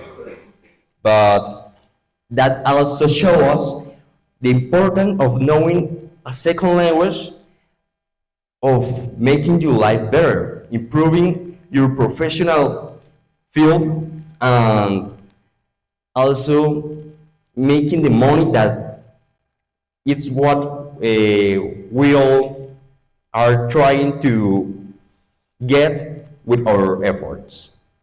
Could you move to the next one, please? But to be honest, technical knowledge is not everything in this field because there are a lot of soft skills that make a professional better than others in not only in system engineer, in any career or field that there's in the world.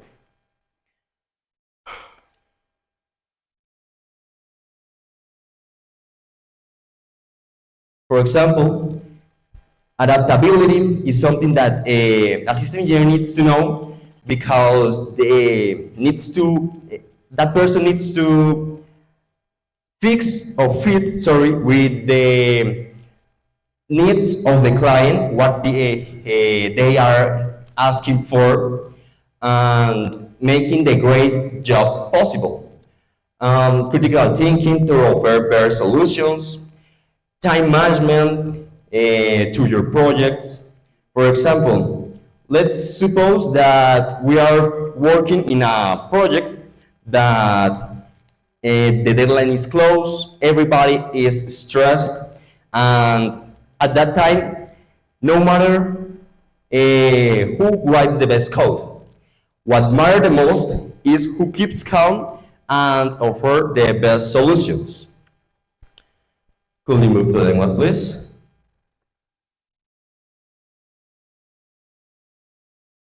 Here we have a common question that everybody usually do, that is, do engineers only handle with computers? Well, that's not true, because what happens if we only work with computers? We don't know if we will have clients to offer our service to do it. For that reason, customer service is key and for offer our services because it creates an effective work.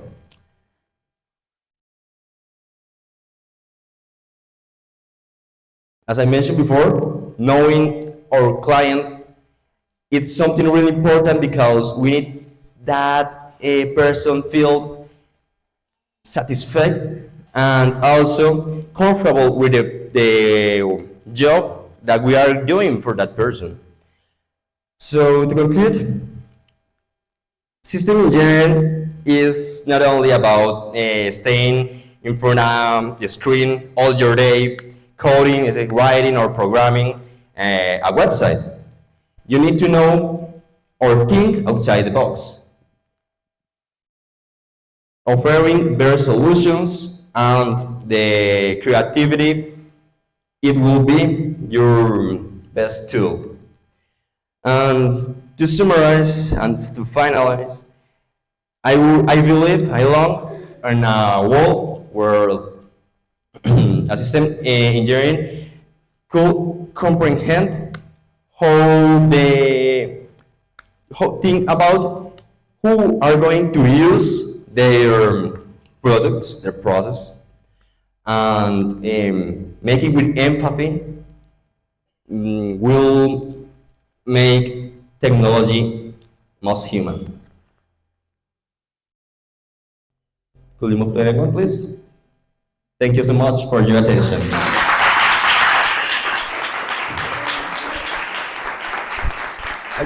Qué pena.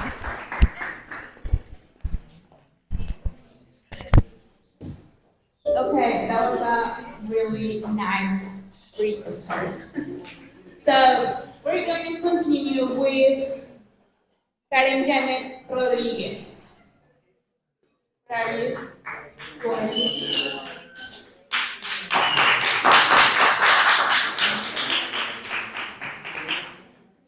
Okay, please remember the phones, please remember the silence. We can hear everything you're saying, please.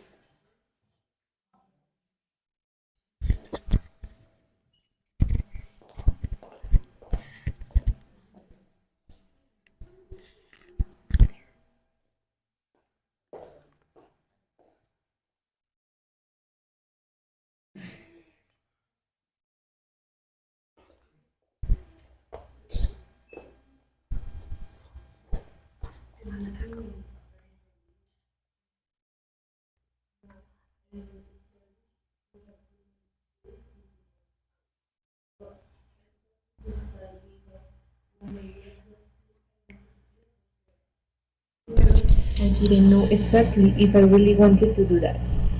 So meanwhile, I took the best option. I decided to take a rest.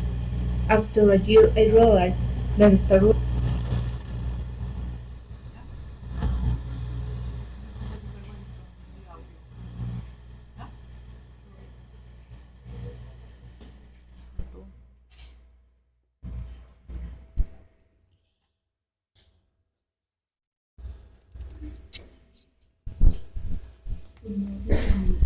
Mira, estar 100%. Now I want to tell you what have been my experiences in my schools. Well, I started to study because when I left the school I wanted to be a photographer. However, I didn't know exactly if I really wanted to do that. So meanwhile, I took the best option. I decided to take a rest. After a year, I realized that studying a language was the best option to choose a career. Besides, it's helped me to improve myself at acquiring new abilities.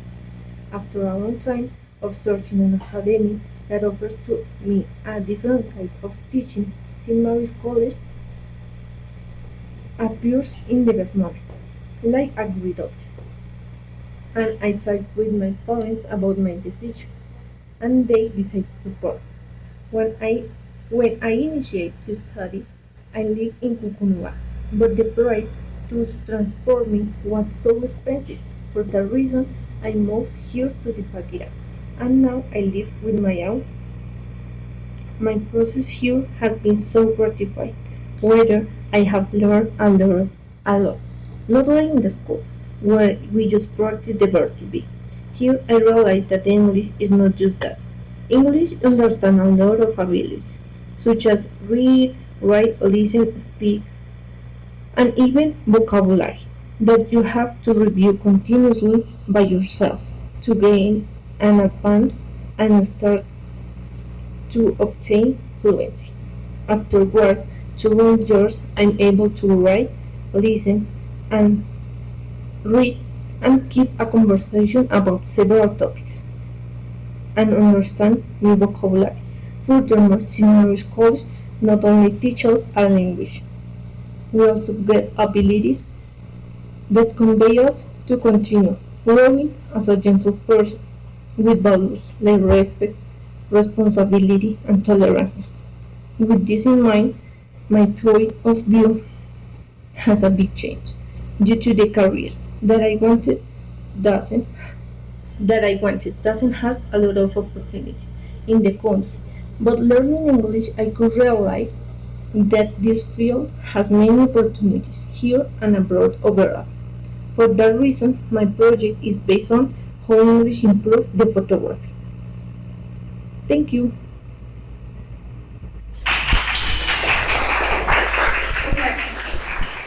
I know you couldn't hear very well, so for the videos that we couldn't hear completely or that we couldn't hear correctly, due to the noise, the judges are gonna see your videos afterwards in another time so they can listen to your videos better, okay?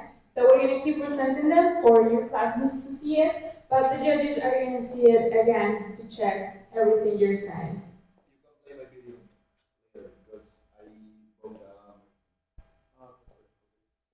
Okay.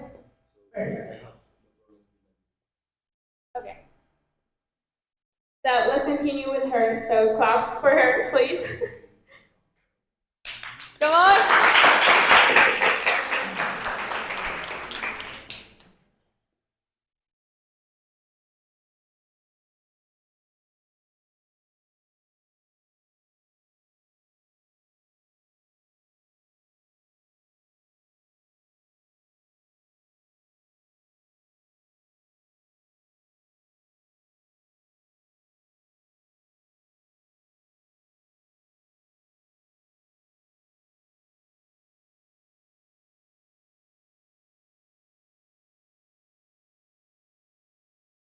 Okay.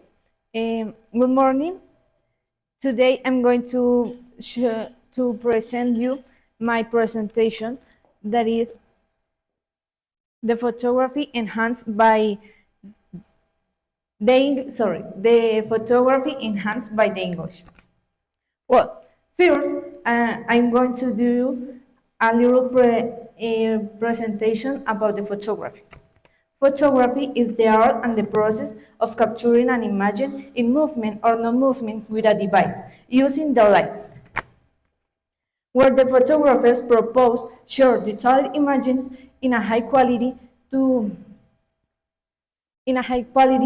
show little details which couldn't be observed by simple view. Besides that, photographers want to transmit ideas, feelings, and emotions, of course, without forgetting people needs. Next, please. Going back to the epoch where the photography where scientifics realized that it was possible to state an image in a paper, they was so impressed. However, this process require a long time of exposition. So, while photographers start to make portraits, scientists develop new prototypes to acquire a camera that was possible obtain an instantly image. Next, please. Despite the barriers, scientists and people around the world has been work on it in base of discovering new advances for the photography, whether into devices, tools or settings, where each one give a contribution to develop it. So, of course, there's many advances, but what do you think is the main barrier into the photography? Language. Okay. Why language? As I said before, people and scientists around the world have been working on the photography, and they speak the native language. However, if we make a research into the web about the photography, we found a lot of information about it.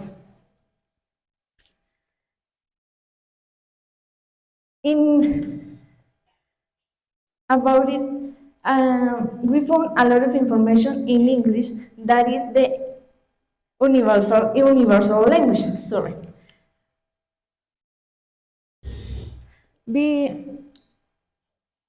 Furthermore, no, sorry. English is the key to improve into the communication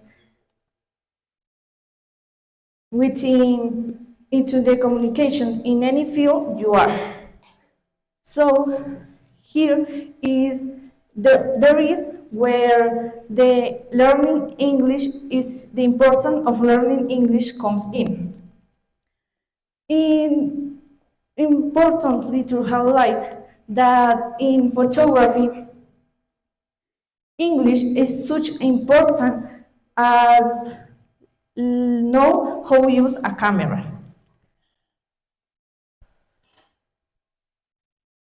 Furthermore, we could enhance many jobs opportunities where, for example, calls for entries, competitions, and exhibitions are published in English. Also, agencies requires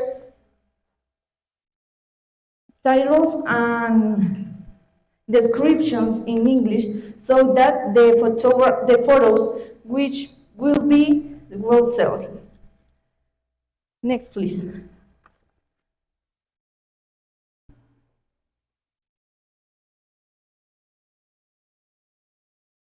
We not only use into the photography basic word to the communication, we also use technical terms such as ISO.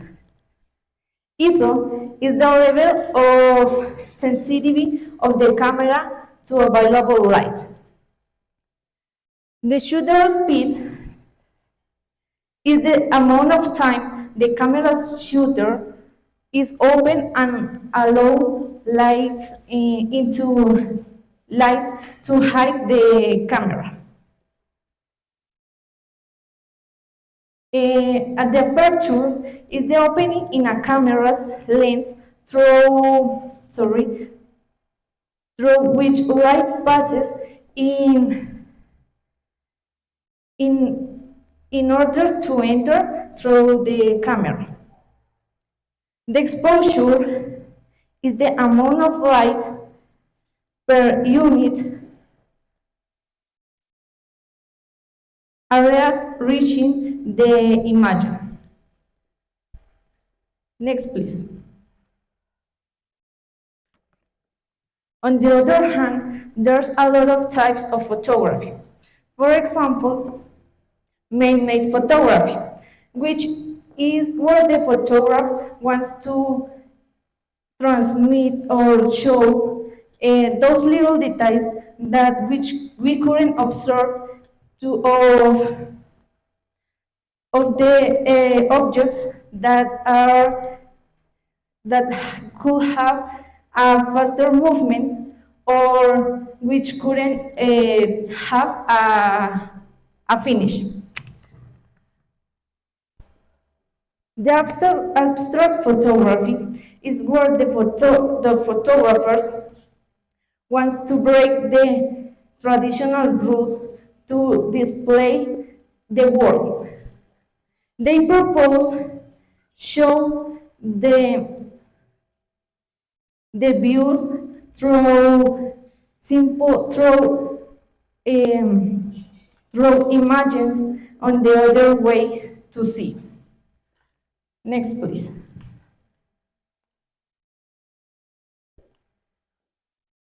Nature photography. Being one who leads the schedules into the marketing, it involves the animals, landscapes, micro and macro photography, even astrophotography and scientific photography. Next, please.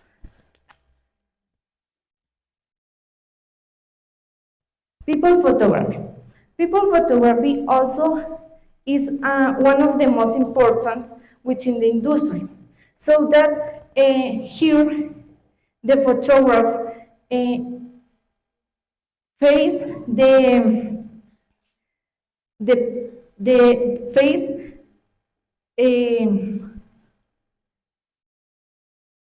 problems such as no problems. Maybe are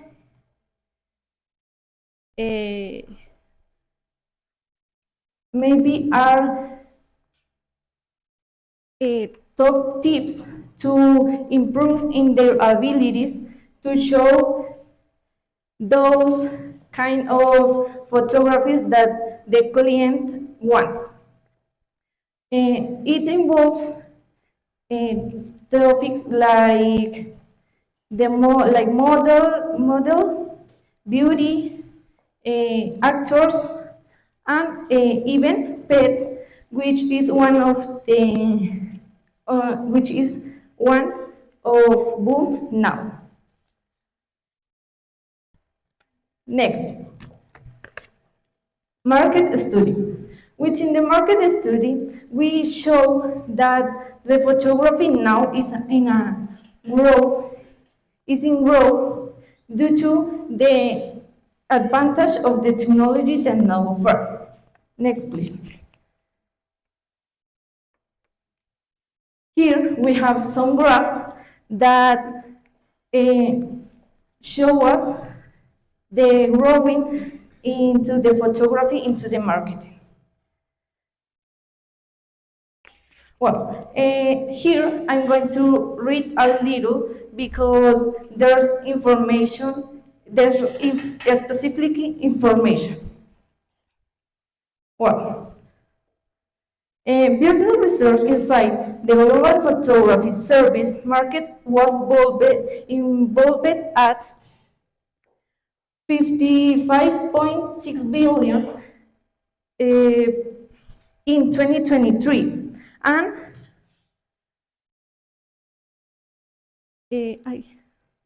81 and is projected to reach 81.83 billion in 2032, growing at a CAGR of 4.4%. Next, please. The global online photography education is projected to grow by US dollars 655.08 million from 2022 to 2026, at CAGR of 7.08%. Next, please. To end, I realized that it not only is a career that didn't have a lot of opportunities. It's just the make a research to grow in my personal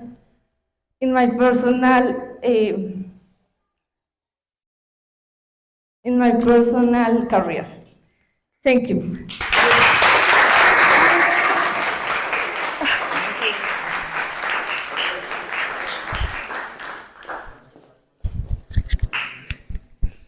Good morning to the ones that are sleeping back there. Good morning. Are you okay? Good morning back there. Please, it's time to start waking up again, please. It's the afternoon already. Come on, wake up. Okay, so wake up everybody that were sleeping now. And we're going to continue with Carol Juliana Pavón Cuervo.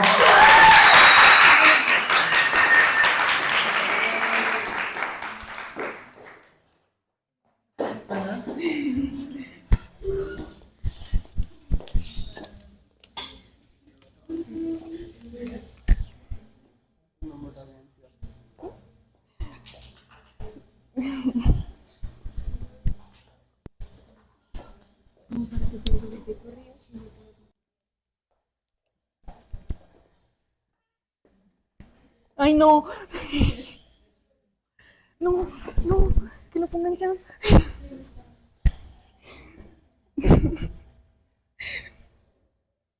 No. Ay, sí. Ah, no, no, no.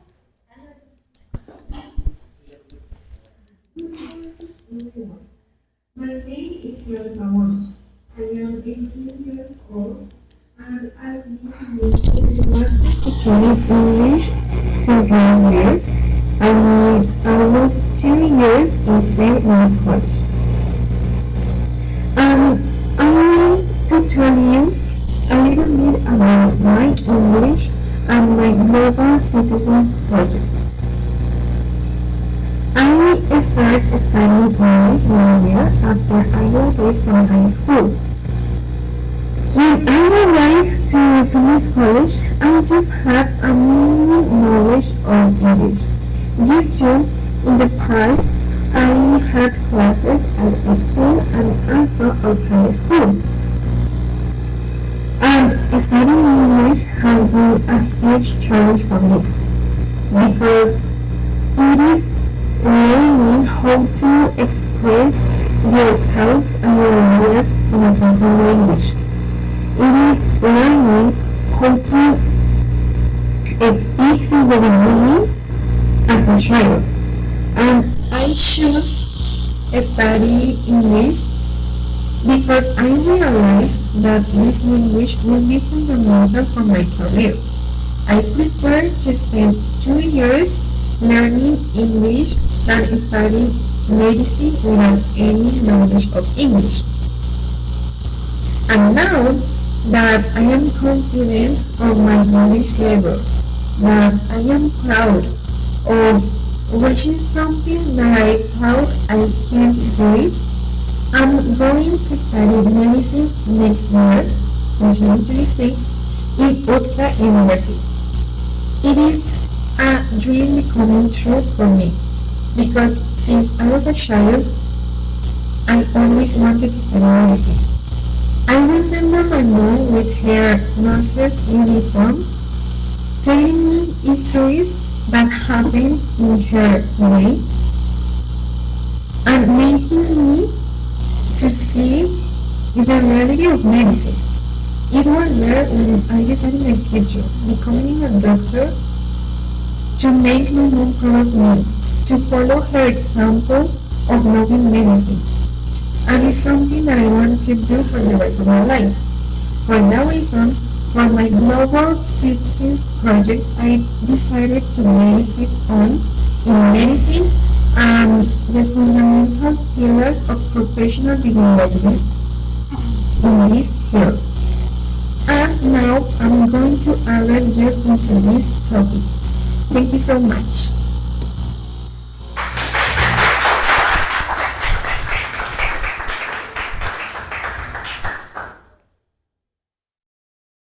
Let's continue with our future doctor here. Thank So you. please move over there. Ay, ya voy. Have you ever wondered what truly defines a good doctor? Today, I want to reflect on that question and explore how language, empathy, and attitude give the meaning to this profession. It is said that medicine is a science that helps people to stay healthy by preventing, diagnosing, treating, and curing diseases. But those who truly live it every day know that medicine is also an art. It's the art of understanding the human suffering, of listening what the body keeps in silence and what the heart cries out. It is learning to look beyond a diagnosis. It's to see the person behind every symptom.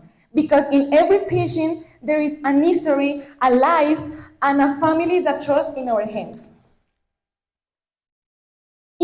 Precisely, in order to practice that human and complete medicine, there are certain pillars that strengthen our professional growth. In modern medicine, in modern medicine, it's no longer enough to know how to prescribe or diagnose. Today, the true professional stands out with the ability to communicate without borders, to keep a positive attitude even in the most difficult moments, and to provide care focuses on the person, not just in the illness. These three pillars, English, a positive attitude, and customer service, gives the true meaning to our vocation. Did you know that the 70% of medical information is in English? For that reason, English is considered the universal language of science and health. Most of scientific articles, innovative treatments, and medical investigations are published in English, making this language an advantage for those who master it. It not only strengthens our professional profile, it also creates new opportunities, participating in international programs, in international exchanges, and being part of global health organizations, such as World Health Organization and Doctors Without Borders. During my research, I conducted a survey among 20 medical students from La Sabana University to find out how important is English in this career. And I want to address you into the most relevant findings.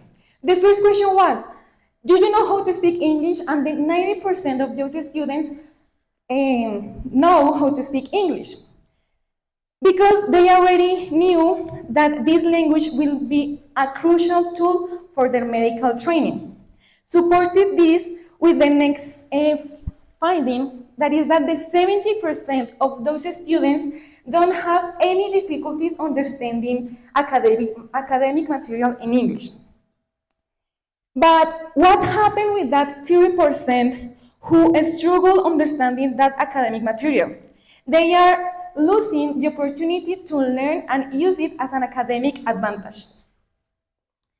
The next question was, how often do you use English in your medical studies? 60% answered occasionally, and the other 40% answered frequently. It can be seen that even in a Spanish-speaking country like Colombia, English is being implemented more and more in medical programs. In fact, the 80% of those students think that English should be mandatory in medical training. And it is logical, because now universities require it to obtain a degree. Now, let me ask you something. How many of you have ever felt that when you go to the hospital or to a medical appointment, you are listening to, understood, and trust what doctors tell you? Okay, thank you, misters. Well, in medicine, a positive attitude is essential. It shapes how doctors face challenges, communicate with patients, and handle the emotional demands of their profession. When a doctor maintains an optimistic mindset, they not only transmit confidence and calm, but they also create a supportive environment that promotes healing. A proactive attitude helps medical professionals to manage stress, improves teamwork, and also builds strong relationships between coworkers. This reminds us that healing also begins with a kind word and a smile, or the willingness to truly listen. In the same way, a positive attitude is closely connected to another key aspect of medicine, that is customer service. Customer service in medicine is translated into patient care, that is the heart of medicine. Providing great care is not only about treating a disease, it's about understanding the person who is living with it. When patients feel listened to, respected, and valued, they trust in their doctors more. And that trust leads to better communication, accurate diagnosis, successful treatments, and overall well-being. This reminds us that medicine is about caring, being present, offering comfort, and treating every patient with dignity. These qualities are not only essential for patient care, it also makes a difference into today's global medical labor market. Medicine is a career in constant demand, as world always needs medical personnel, is competitive and constantly evolving. According to World Health Organization 2022, the medical labor market will continue growing because there will be a global shortage of more than 10 million health workers by 2030. This means that the demand for medical professionals will continue increasing, creating new jobs opportunities for those and creating new jobs opportunities worldwide, especially for those who master English, demonstrate a positive attitude, and use soft and hard skills. Medicine is, above all, a journey of service, the one that demands knowledge, empathy, and a deep commitment to life and to others.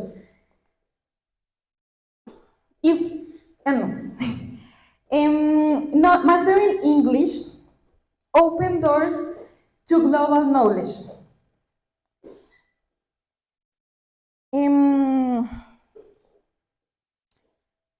Keeping a positive attitude strengthens the human bond, and providing a great care gives the meaning to everything we do.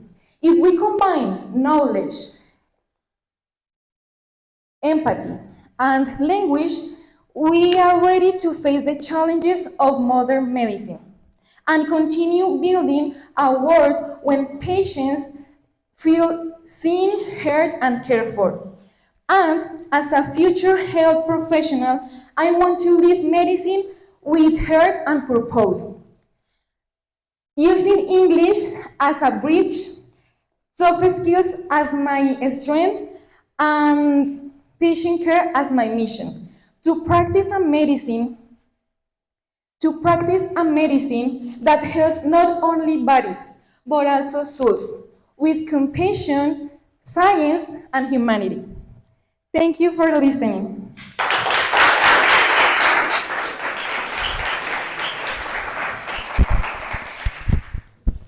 Okay, thank you so much to our doctor here. We're going to continue, but first remember that some of us have heels, and when you go out and you start coming back, we can hear your steps, so please stay in the room. If you need to go out, please do it one by one, because we can hear when you're coming back, and that is distracting the person that is presenting, okay? So please have that into account. The next person is Samuel Esteban Angarita.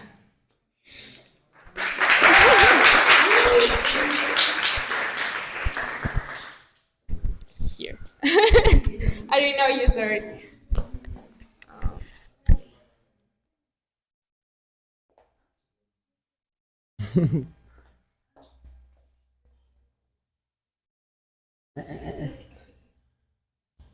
Good morning, everyone.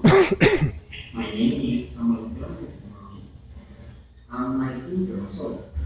I'm a student from Group 2, and I have been studying in Sunrise College for 2 years. The English is a great tool that helps us in several things. But in my case, English helped me in both professional and personal life. English is gonna help me really in the career or the profession that I wish. Why? Because I chose the profession of international business. Because economic world is attractive for me, and this is really important for the world. Economy is not something new. It has been considered as foundation of our society. Since in general times, economy had represented the way in which people obtain different goods for a plenty life. Business world is changing, and in the same way the society needs to adapt of those changes. Economic environment is one of the most volatile in current age. That's why my profession, with specific abilities, is needed in the world. And in the same way, professionals with their abilities are needed more and more each day. I consider I have each one of those abilities, and added with the English level I'm acquired in the academy, my professional profile is enhancing for fitting perfectly in the profile that I reach. Let's explain a little bit more about international business in the next presentation. Thank you for your attention.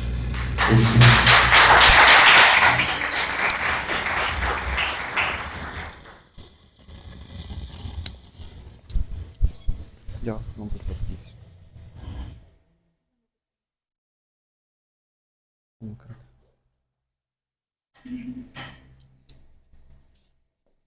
Good morning, everyone. As I mentioned during my video, I selected the career of international business. But let's clarify and analyze a little bit more about what it is.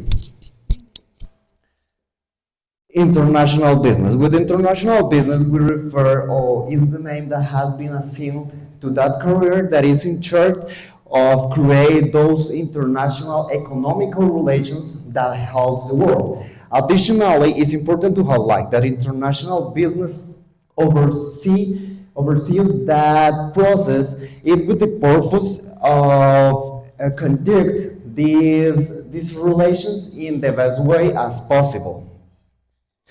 But talking about international business would also must clarify why business is important. Business is not only money. A lot of people believe that money is not the most important thing. But the truth is that money runs the world. And economic and business help significantly the world in low and big scales. When we talk about low scale, we could refer all that jobs that business provides to people, right? And in here school we could talk about government because business paid something called taxes. And let it aside corruption that is really common in our continent. Those taxes are the ones that help the government to build all those schools for our children, and additionally, the hospitals for our health. But when we talk about economic issues, we must specific international issues. We must highlight something called globalization. With globalization, we don't refer about something new. It's a word or a term that rise around of the middle of the 20th century. But what it means? Globalization is the word that is used for call all that process that are carried out in a worldwide scale. Right? And when we talk about globalization, specifically economical globalization, we must highlight three specific terms. There are investment flows. When investment flows, we refer of all that opportunities that different countries give to that big companies to invest in their territory with the purpose of economical growth. In second position, we have international trade. What we refer to international trade? International trade is all that exchange of goods and services around the world. And in the third position, in this important economical globalization, we have global supply chains. Global supply chains is a process in which a country produce the necessary materials to create several products and goods. And these goods are gonna be sold in another part of the world. But behind that big names, big brands, big companies, we have that small part called professionals. But what being a professional means? Look, the professionals in different fields need several skills, but specifically in economical skill and economical environment, we have to highlight hard and soft skills. What we refer when we talk about of hard skills. When we talk about hard skills, we refer of those abilities that are able to be learned in a through process of education. In the other hand, we have soft skills. Soft skills are those that are own of each one person and could be reflected in the way how a person transmit their ideas or something like that. We have here some examples. In hard skills, we have examples as TIC, marketing and design. In soft skills, we have teamwork, leadership, creativity, and the same that team management and things like that. But what a professional, but here a question arises. Do you consider that learning a language is a hard or a soft skill? Okay, you're right. You're right. Learning a language is a hard skill, but why it is important? Let's analyze this table. In this table, we have the number of speakers of different languages. In the first position, with 1.50 billion of speakers, we have English. In the second position, we have Mandarin Chinese with 1.18 billion of speakers, and followed by Indian Spanish with less than a billion. It shows why English is the international or the worldwide language, because we have several, also both native and second language speakers of this language, making it easy to transmit all our ideas on our process in English, because we have more people in the world that speak English. But why English is important specifically in economical fields, in this case international business. When we're talking about the international process, we have several words that, as you can see in this part, are in English. And it doesn't have like a specific relation. That's why a professional international business that work in areas in which these terms are used needs to know mandatory the language for clarify their ideas when he or she saw this type of terms. Talking about the laboral field, or how could you use what you learn when you study international business, we have 4 important positions. We have global market analyst, customs, cross-cultural negotiation, and trade specialist. These are really important positions for a country because it allows to the country create several relations with other countries for enhance the economical part and economical benefits of the country. But what are the specific abilities that a professional economical business need to perform this role in the best way? We have finance, adaptability, and law knowledge. Why law? As you know, anyone thinks in the same way that you. And it's happening the same way with the countries.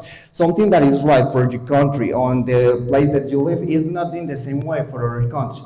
That's why you need about what is good for other parts of the world and what not. And in the second part, we have bargaining skills. Here, we also must explain a little bit, because in economical issues, we don't have custom services as it is. We have something called bargaining. With bargaining skills, we refer to that ability that have a professional and economical fields to talk or relate with someone else with the purpose of seeing all that contracts or produce all that relation that could be beneficial for you and your company. Here we have information based on why English is important for this career. We have the 3 most important positions of this of this career in Colombia. We have customs, when around of 17,000 workers in the country. It's a huge number. And 60 to 80% of these professionals needs to speak English. In the second position, we have trade specialist. And the percentage increased with a 70 to 90% of English speakers. And in the third position, we have global analysis with near to 90% of English speakers. That shows that in this career, English is really pivotal. And we need to know it with for the perform our career in the best way. In economical fields, English not is optional. English is the way. Thank you.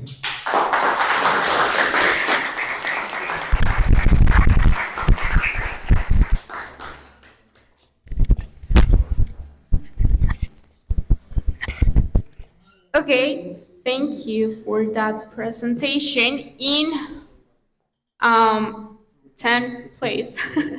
Our next person is Joanny Alexandra Mendoza Campos.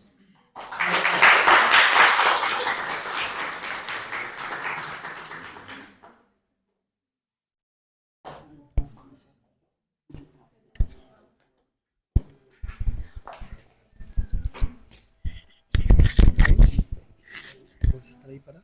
Porque sostén este micrófono.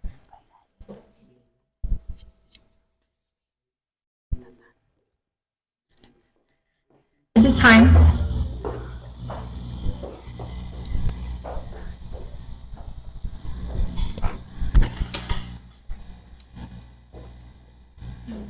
Good everyone, welcome to my Global Citizens Project. My name is Alexandra Mendoza, I'm 20 years old, and I've been a student from Master Tutor in English at Summer's College for almost 2 years. Firstly, my journey with English started last year. At that time, I was only able to communicate simple ideas or express basic feelings. And everything was new, not only for me, but also for my classmates. And sometimes it feels overwhelming, frustrating, and even a little bit exhausting. However, by the time, I learned that English is not just about learning new vocabulary or all the topics or grammar. It's about developing critical thinking and expanding our minds and discovering new perspectives throughout every challenge. Also, I learned how to face obstacles with perseverance, passion, and curiosity. But why English? Well, learning more than one language always was one of my biggest dreams. So that is the reason why I decided to go beyond learning only English and study modern languages. And that is because learning new languages means discovering new cultures and people and see the world with throughout different eyes. Now I would like to share with you a quote that has been stuck in my mind in the last days, and it says, "Of map of a culture, tell you where is the people come from and where they are going." Thank you for listening.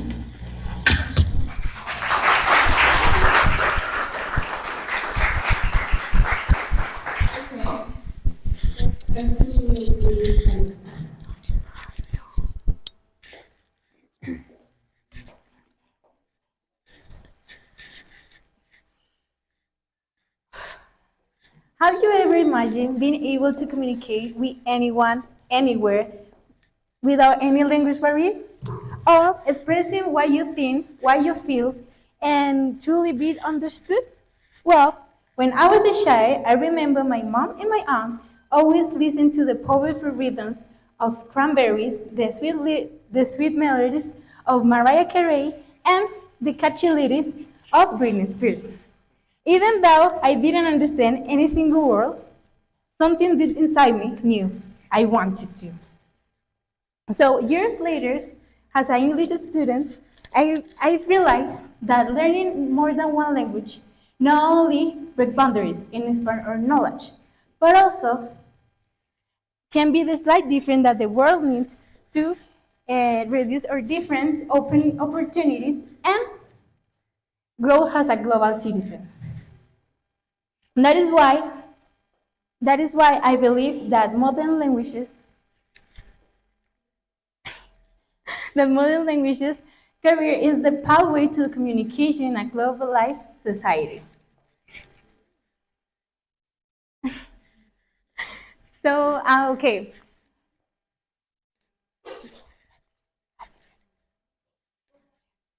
Anterior.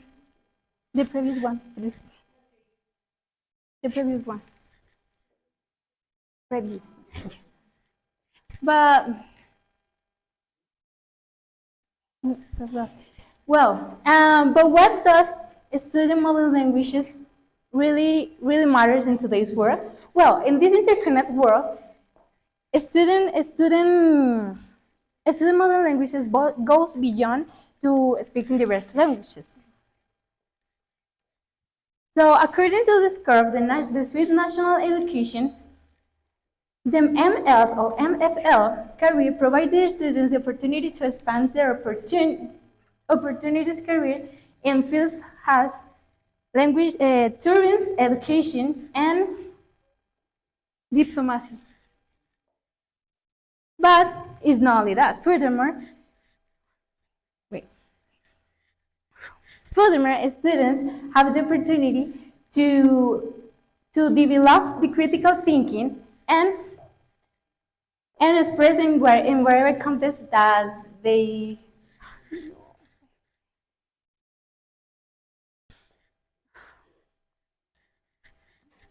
But did you know? But did you know that actually learning a new language can enhance your memory or delay the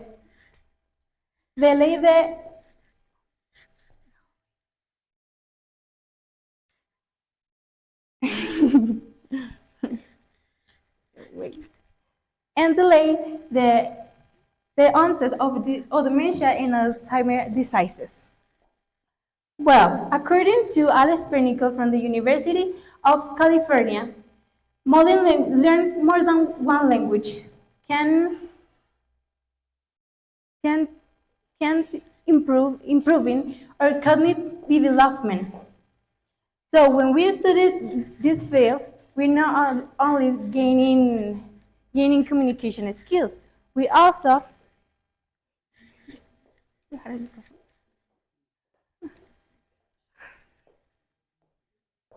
5, 1, 2, 3. We also we also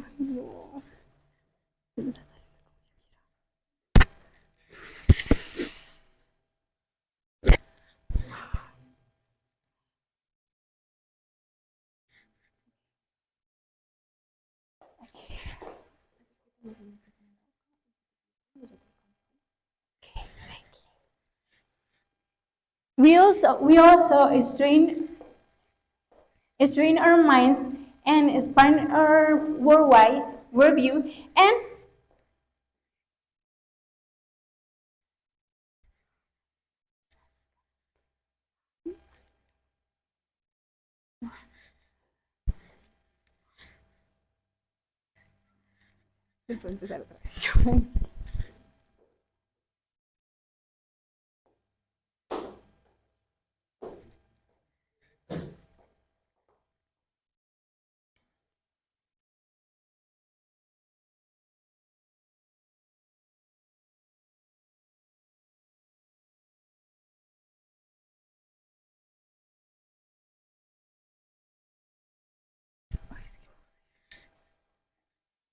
okay.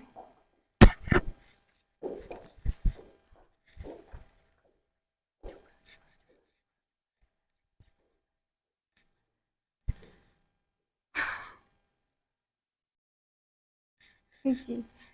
Okay. Is the growth of English linked to the globalization? Absolutely yes. And in this interconnected world, in this interconnect, Give her clap. She's nervous. So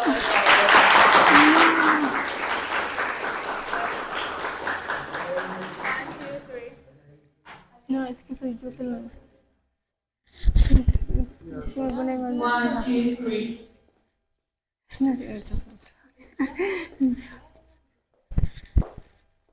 Okay, sorry guys.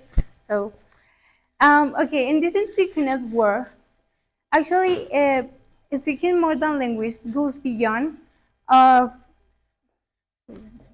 conecto las ideas.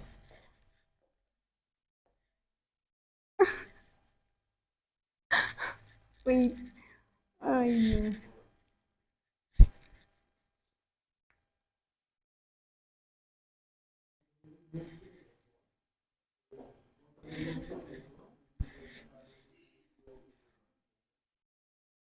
Alex, what do you think? Move to the next one. So you take a time and you try again later. Sound good? Okay. So we're doing that.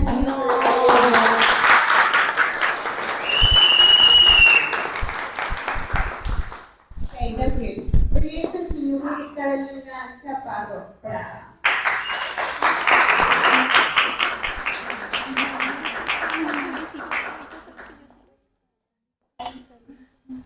No sé, estoy nerviosa. Como que se me bloqueó todo lo que sé. Ay, perdona.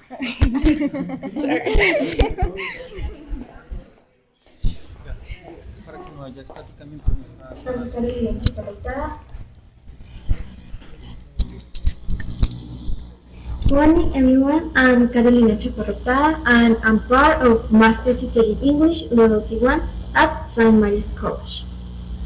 When I first entered the academy, my English vocabulary was so simple. It was a challenge for me. I couldn't speak fluently, I didn't feel confident, and I was afraid to make mistakes. However, step by step, everything changed. With each class, I learned new words, new structures, and new ways to express myself. My coaches always encouraged me to keep going, to make mistakes, and to learn from them. They showed me that making mistakes is actually part of learning, and that confidence grows little by little through practice. It is the most important. I noticed progress.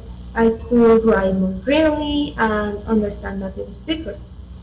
That made me feel so proud and motivated to continue enhancing. And that's when I realized English is not only another school subject. It's a tool that opens doors for communication, for travel, and especially for professional growth. Now, at level C1, I can connect my language learning with my career goals. I want to study fashion design, and English helps me explore this field in a global way. It allows me to read about international trends, influential designers, and the history of fashion around the world. Thanks to English, I can access to books, interviews, and articles that inspire my creativity and expand my understanding of design. Through this connection, I realized that fashion is not only about clothes, it's a form of expression, a way to communicate identity and culture. English makes me feel part of an international community, and it gives me confidence to share my ideas beyond my country. So I started with simple vocabulary. Nevertheless, today I'm here, proof of how far I come. And most of all, I'm ready to keep learning because English continues to open new doors for me, personality and professionality. And today, I'd like to share with you something very special.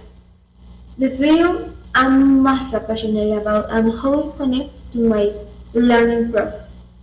So, what is fashion design? Let's talk about it.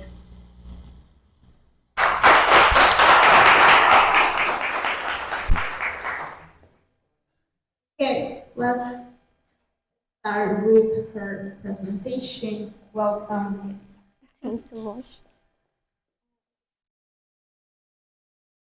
Okay. Well, good morning, everyone.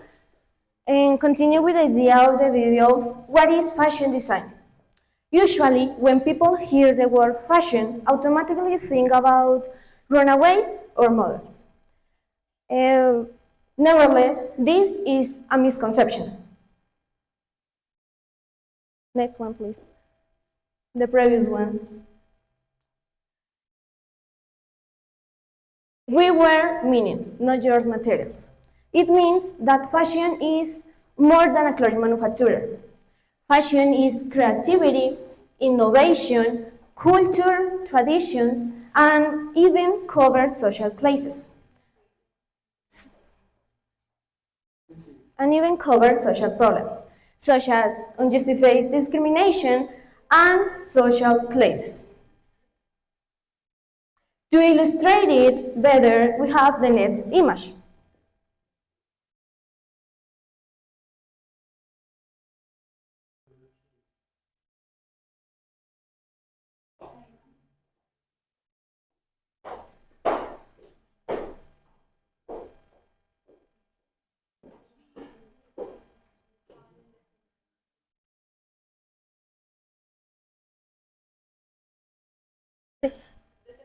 The second one, please. Again, to illustrate it, we have the first image.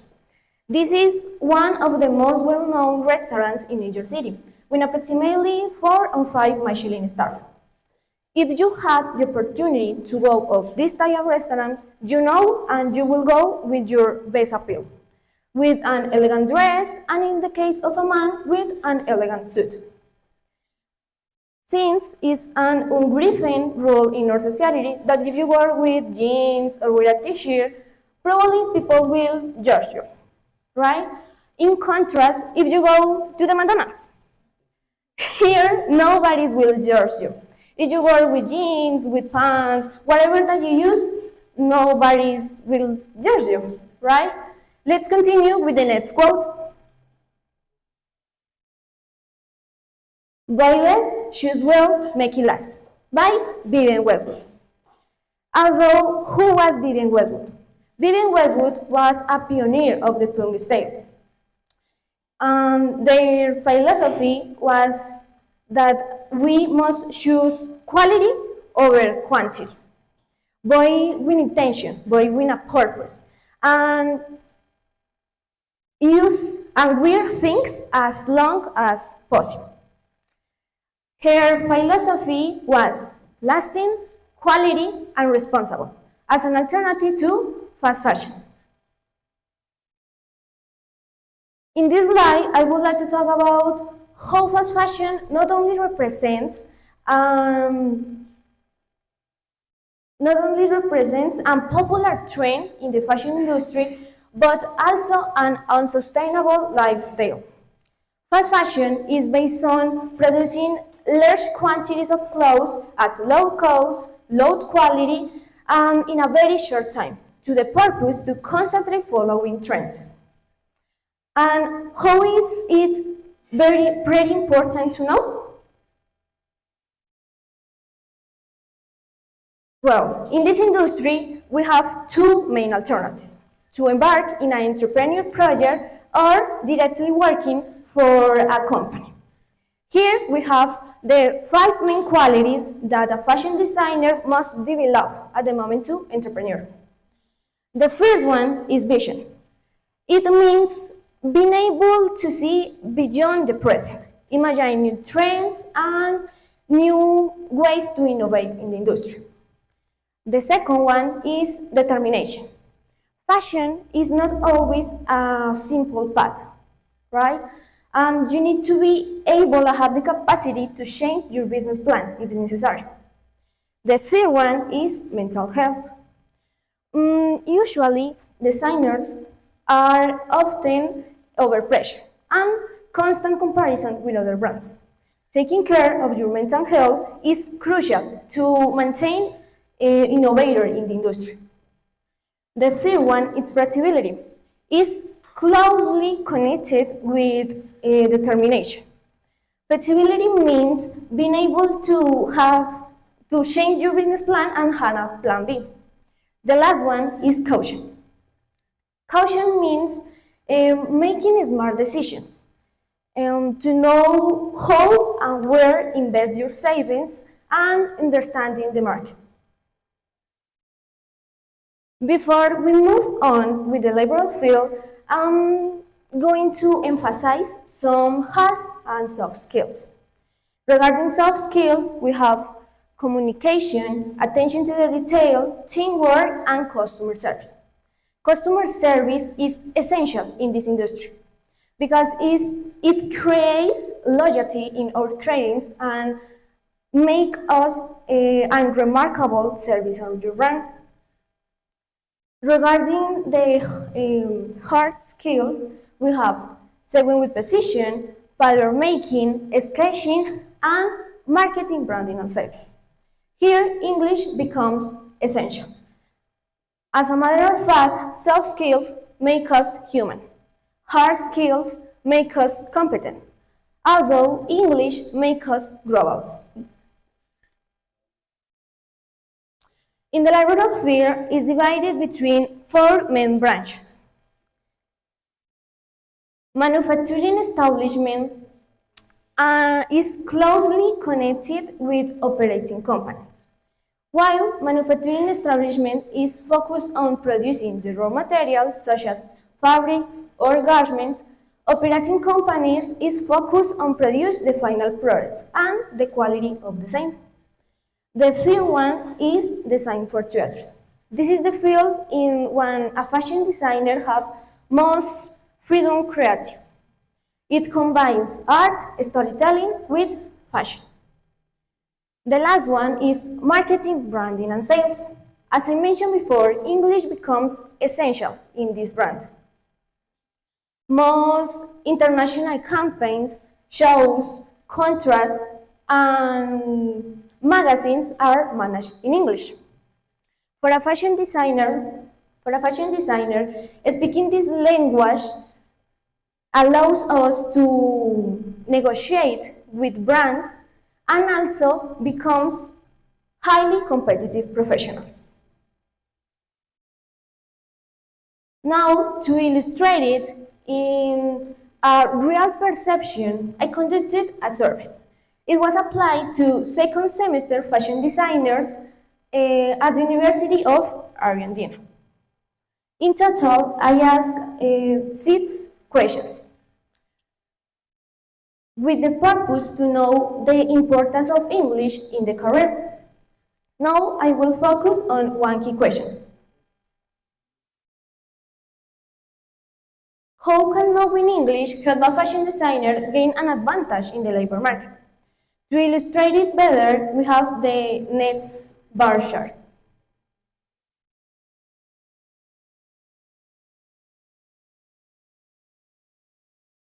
The bar chart, please.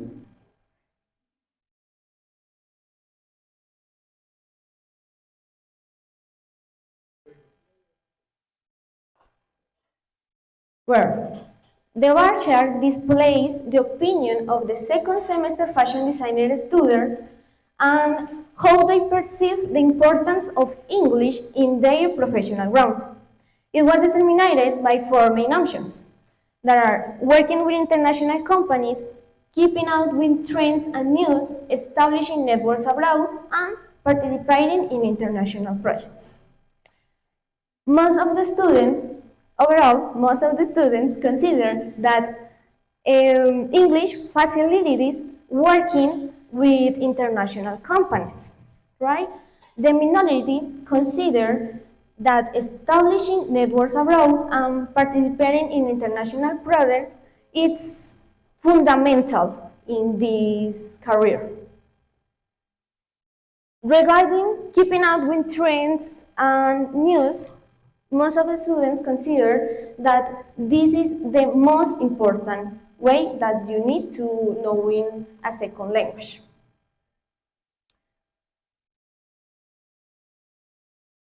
Well, with this bar chart, I can notice that English is not just a tool in our career, it is pivotal and fundamental, almost a requirement in the career. As a matter of fact, English is, as a matter of fact, English is fundamental. And for designers that want to be creative and innovation, English gives us a voice. Thanks so much for your attention.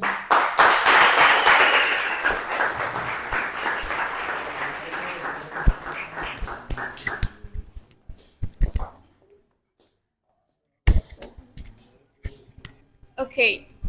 Hi. Okay. Let's continue. Alexandra, I think is not ready. Is Alexandra ready? Okay.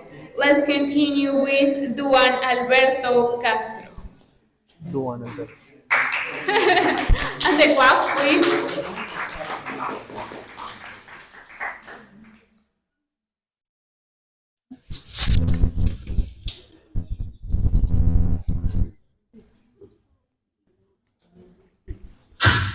Hey there, my name is Rashid. You know, it's kind of fun.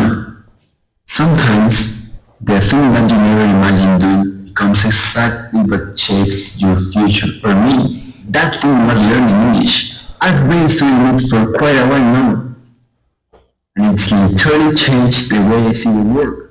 Not only has it opened doors I didn't even know existed, but it's also helping me build confidence and chase opportunities far beyond my comfort zone. I mean, thousands of graduates out there, and yet only a few get the job they truly deserve. Never had I imagined that English, choose a language, right, would become the key that opened so many doors for me. In my easy, I thought about how I wanted to study industrial engineering because it perfectly matched my skills and experience. But then reality hit me.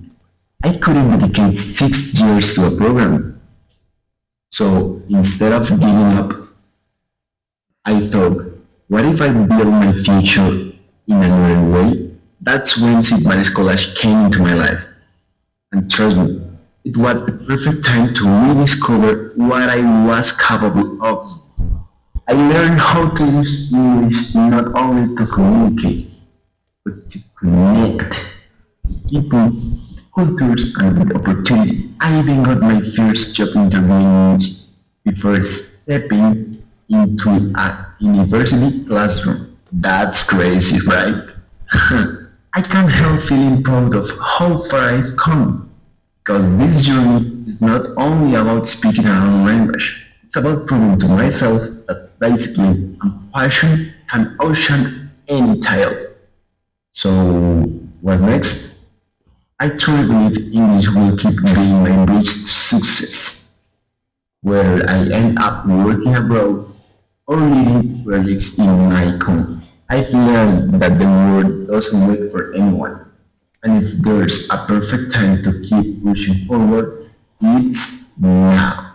As I always say, success is not about where you start, but how far you are willing to go.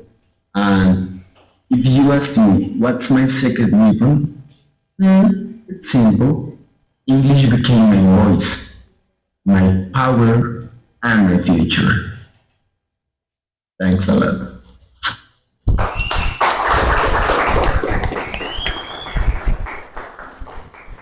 He is inspired today.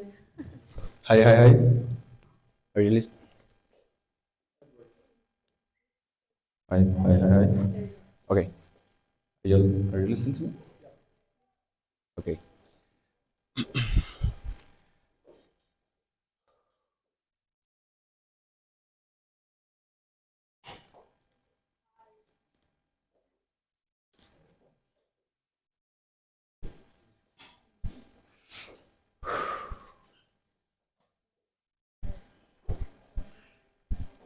Could you take me for it, please? On any video you want? Okay, okay, okay.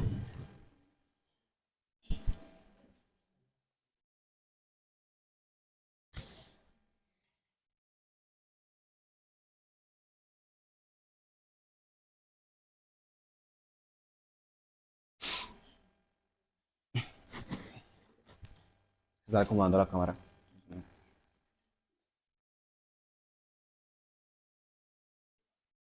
Okay.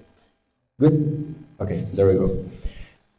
Good morning, everyone. How are you? Tired? Well? Sleep it? Well, before starting, I'm gonna ask you something, okay?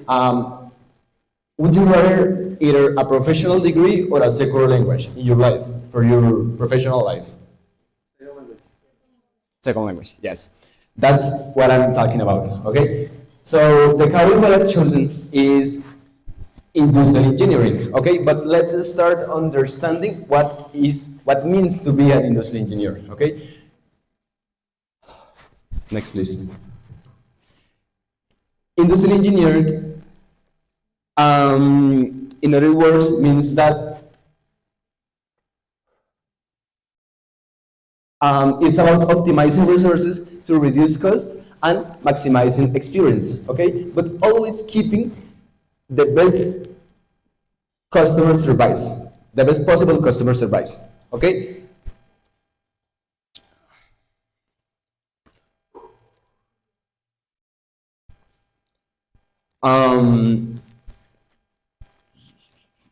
Okay. Wait, ready? Okay. Next one, please.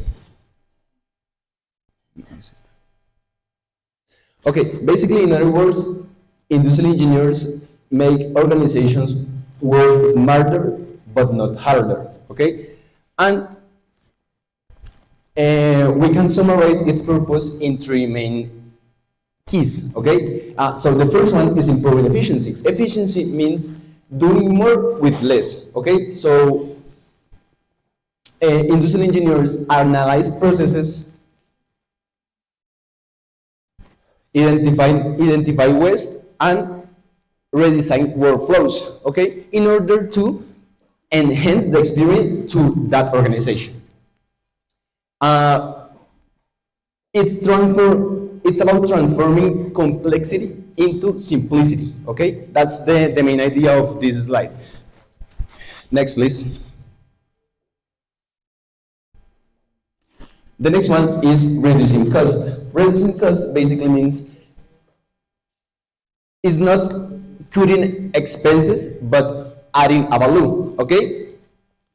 Engineers analyze where resources are being lost, and what they are gonna do is try to fix that problem or that issues inside the organizations. The idea here is using fewer money, but with the same impact in the customer. Okay, that is something that we are gonna talk soon. Next one, please. And maximizing satisfaction.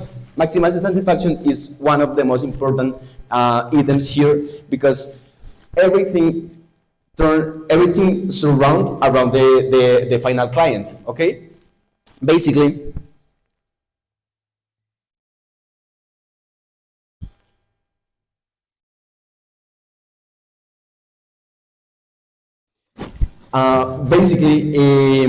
This field of industrial engineering is what hear the customer regarding something what had happened bad. Okay, so next one, please. These three pillars: improving efficiency, reducing cost, and maximizing maximizing satisfaction, are the foundation of any successful organization. Next one, please. But how it works in real life, and the case what I have chosen is a flowers company. Actually, that industry, it's such a case to explain what I am saying. For example, quickly, in improving efficiency, 30 years ago, workers had to wear themselves out carrying flowers from one place to another. Okay. In their backs, through the years, it was occurring a damage. Okay, how it contrasts, or how this engineering contrasts that problem? There's something called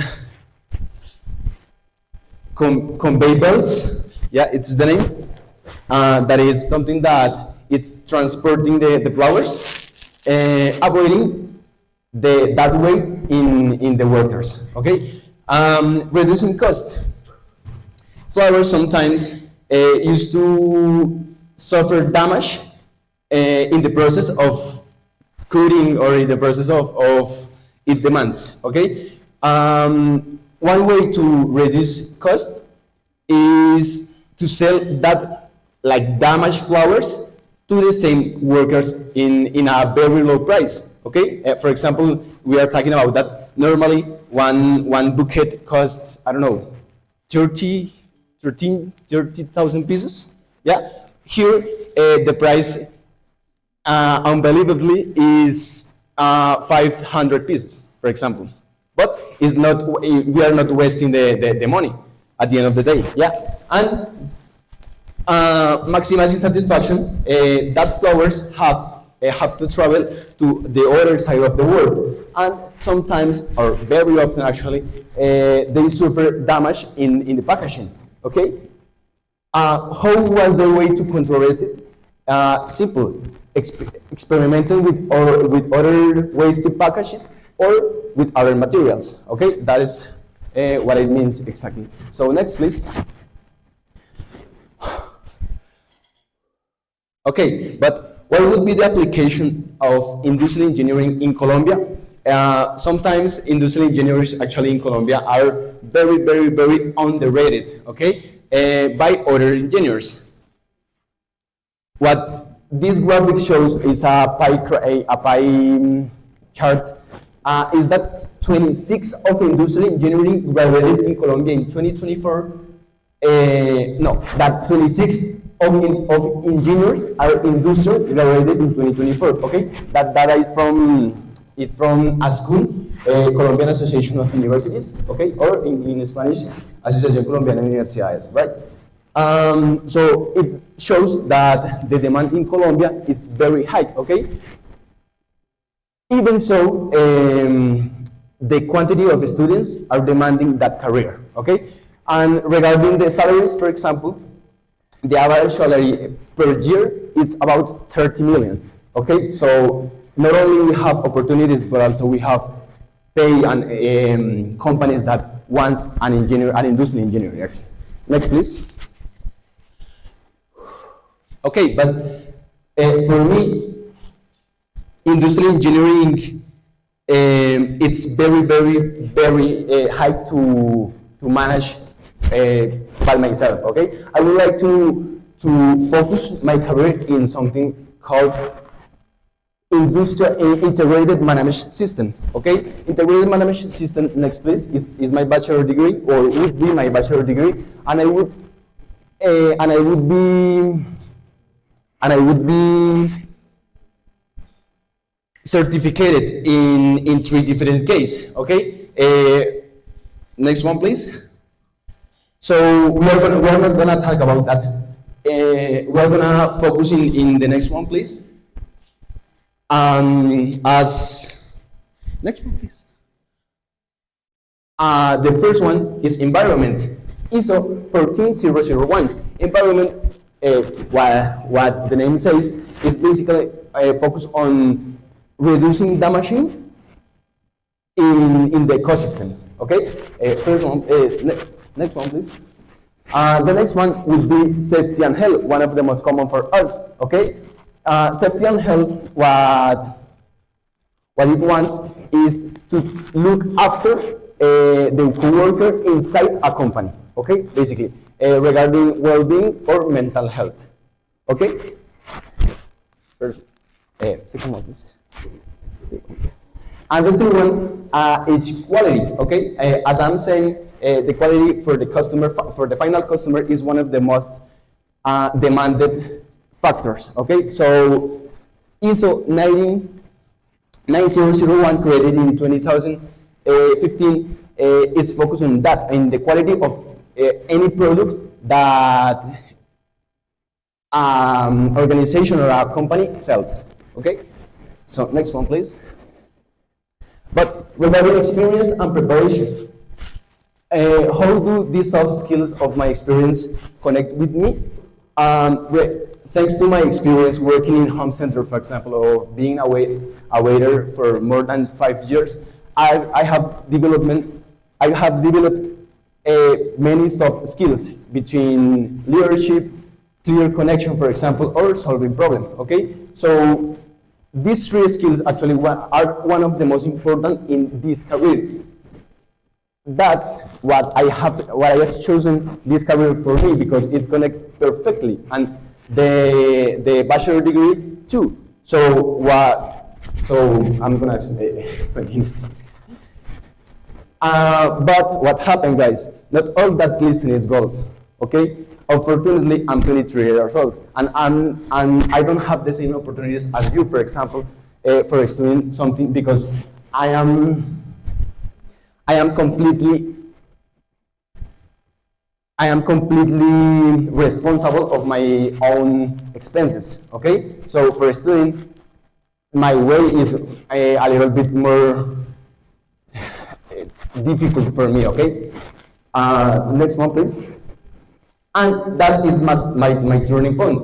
My turning point was with you guys studying English. Studying English, I realized that there's a lot of doors to open beyond the borders, okay? And the opportunities for working only just managing one or two languages is extremely open to all of us, okay? Shout out for Coach Sebastian, who taught us, for example, how to use LinkedIn, one of the most important portals for getting a job, for example, or a job interview that I had in the 31st of October with a cruise company.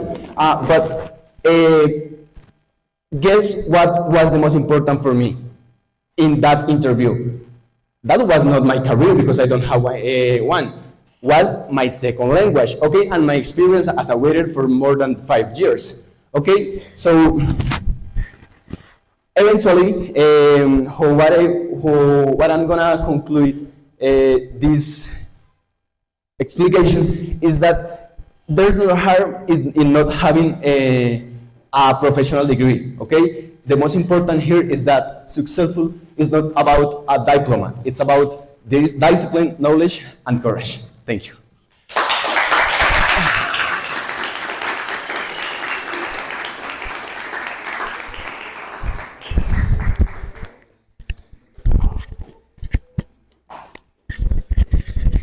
Okay. Thank you, Duan. Next one, we have Eddie Santiago Montenegro. Eddie.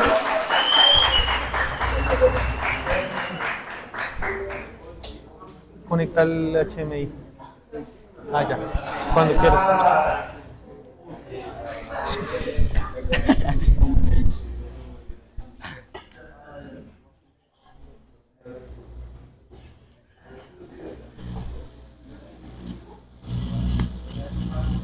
My name is Eddie. I'm going to talk about my project. My project is on base the architecture. The architecture is a discipline that combines art, science, and technique to design and construct space for human activities. It's not limited to the creation of aesthetically pleasing buildings, but focus on the functionality, comfort, and well-being of those who inhabit or use these spaces. Each architectural work responds to specific needs at home, seeks to provide security and well-being as schools foster learning. A hospital requires organization and serenity, and public spaces must allow for interaction and encourage among people. Architecture is also a reflection of the history and cultural identity of each society.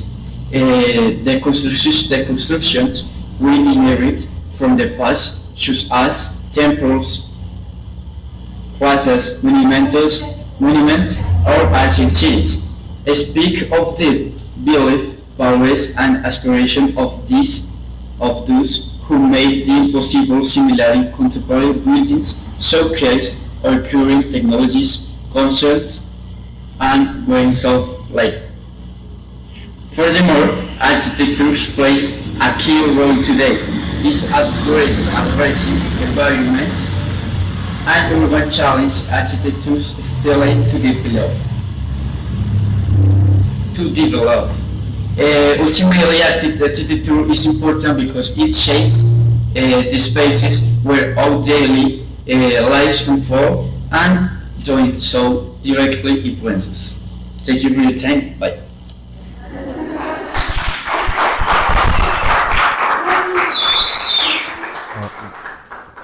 Yes. Hello. Hey. Good morning. What is the architecture? Architecture as our expression of building. My name is Sadie, and I'm going to talk about the architecture. Next, please. The architecture is the art or design and constructing a building with a space that the people can live. Spaces with good statement and a good structure for the people live with protection. Next. Also, there are people that think that the architecture is a simple career, but it's all the contrary. Why? Because the architecture is one of the most important fields in the world. Other reason for the architecture is one of the most important is because you live in a house that the architecture plans and constructing that building. Next. Mentira, mentira, mentira, no. La anterior. Please. Okay. How English impacts in architecture.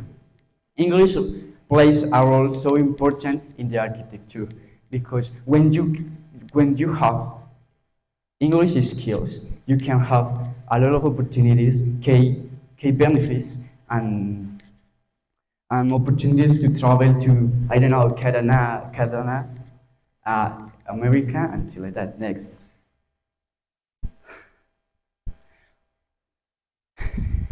Throughout the years, the idea to modify architecture with a base a lot of things or several things. Nowadays, the architects use only AI for do plans for constructing a building. Next. The real battle of hand design versus AI design. Through the years, the architecture, how you can see, the architects draw all the plans. And nowadays use AI, call it plans AI. Next. Okay. The paragraph shows about displays impact on English, the other language in English. The data shows there are two languages that determine more potential in English, like Latin and French. The other languages have a slightly potential, like other language and Germanic language, and the other show the less potential is Greek. Next. Ignore abilities for architecture, or in simple words, soft skills. Next. Creative skills. When the architect have a creative skill is when you can plan and join a plans with a potential that never can see. Also with a valuable protection and valuable protection of natural disasters. Next. Design skills. Design skills is a part fundamental for the architectures for found a space where the people can live with protection, and design a beautiful size of the house. Next. Communication skills. Communication skills is one of the most important in the architecture because when you can speak with other people without borders and communicate with special confidence to the other people can feel that confidence, the communication is so good in the architecture. Also, other difference the architecture in Colombia and America or Europa is that man can think that Colombia is one of the most country rich because Colombia only use bricks. And base America use only a wood. Next. Job opportunities or case benefits English proficiency for architectures.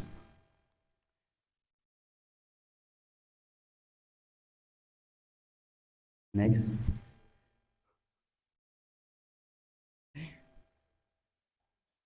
The opportunities to have English skills in the United States are so incredible because it's one of the most.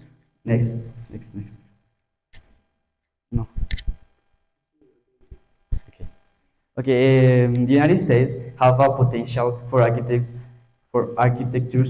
Why? Because the USA looks for architects with a priori design a communication with other people that can be potential for. The opportunities to have English skills in Canada. In Canada, you can obtain care benefits and also continue with your family as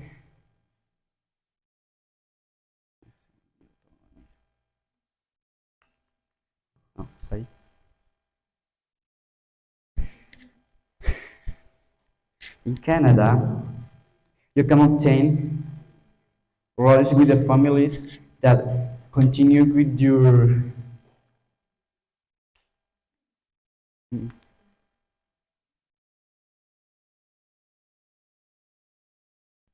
Okay, on the whole, the architecture is one of the most important. I can repeat again that shit. Oh, okay, I'm sorry. Okay, yes, the architecture, although the people think that the architecture is a simple career, the rest is the most important because the architecture is like this library. It's a beautiful with design of just a go, like a design natural. And thanks for your time. Bye.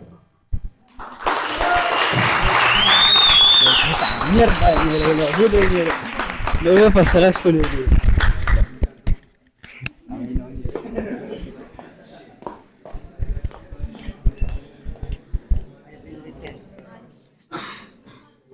Okay. Let's continue with Juan Camilo Gomez Gomez.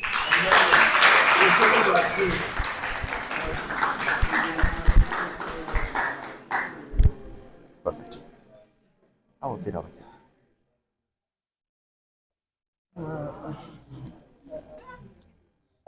Hostia.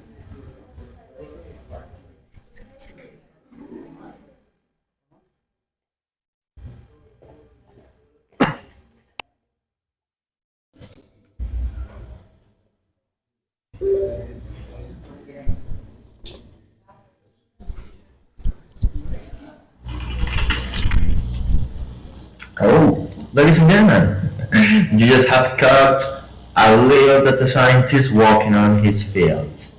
It's a pleasure to see you again. Even more because I've got something interesting to tell you. It is crucial for you to know it and obviously comprehending what is happening with careers, nowadays careers as well. Therefore, ladies and gentlemen, Let's have a short but actually open-minded chat. It is tough to say, but careers, education, as we knew many, many years ago, have changed. I don't care whether completely, partially, but I can show you that careers have changed. That's why me, someone who cares a lot the future and obviously get concerned easily for what will be, have taken the decision of going through educational fields and obviously building myself a career that could ensure me a worthy life in the future. Because yeah, actually, data scientists are one of the most remunerated careers over the globe. We are bound to get, I don't know, $200 per week. So it will be great for me if I get this amount. But obviously, it is not a fact that we could ensure if we live in Latin countries. That's the tough reality. Latin America and even Colombia is not a country where you can find a profitable job and actually profitable positions.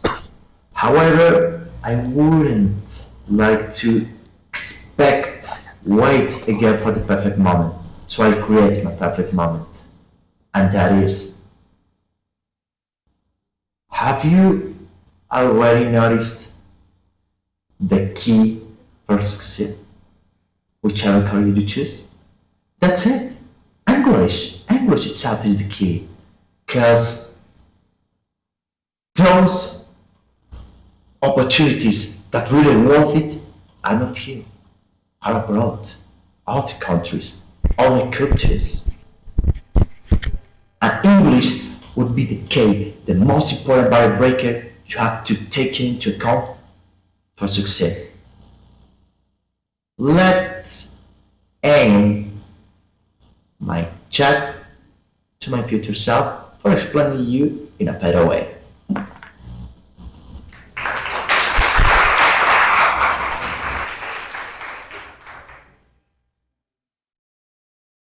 Yeah.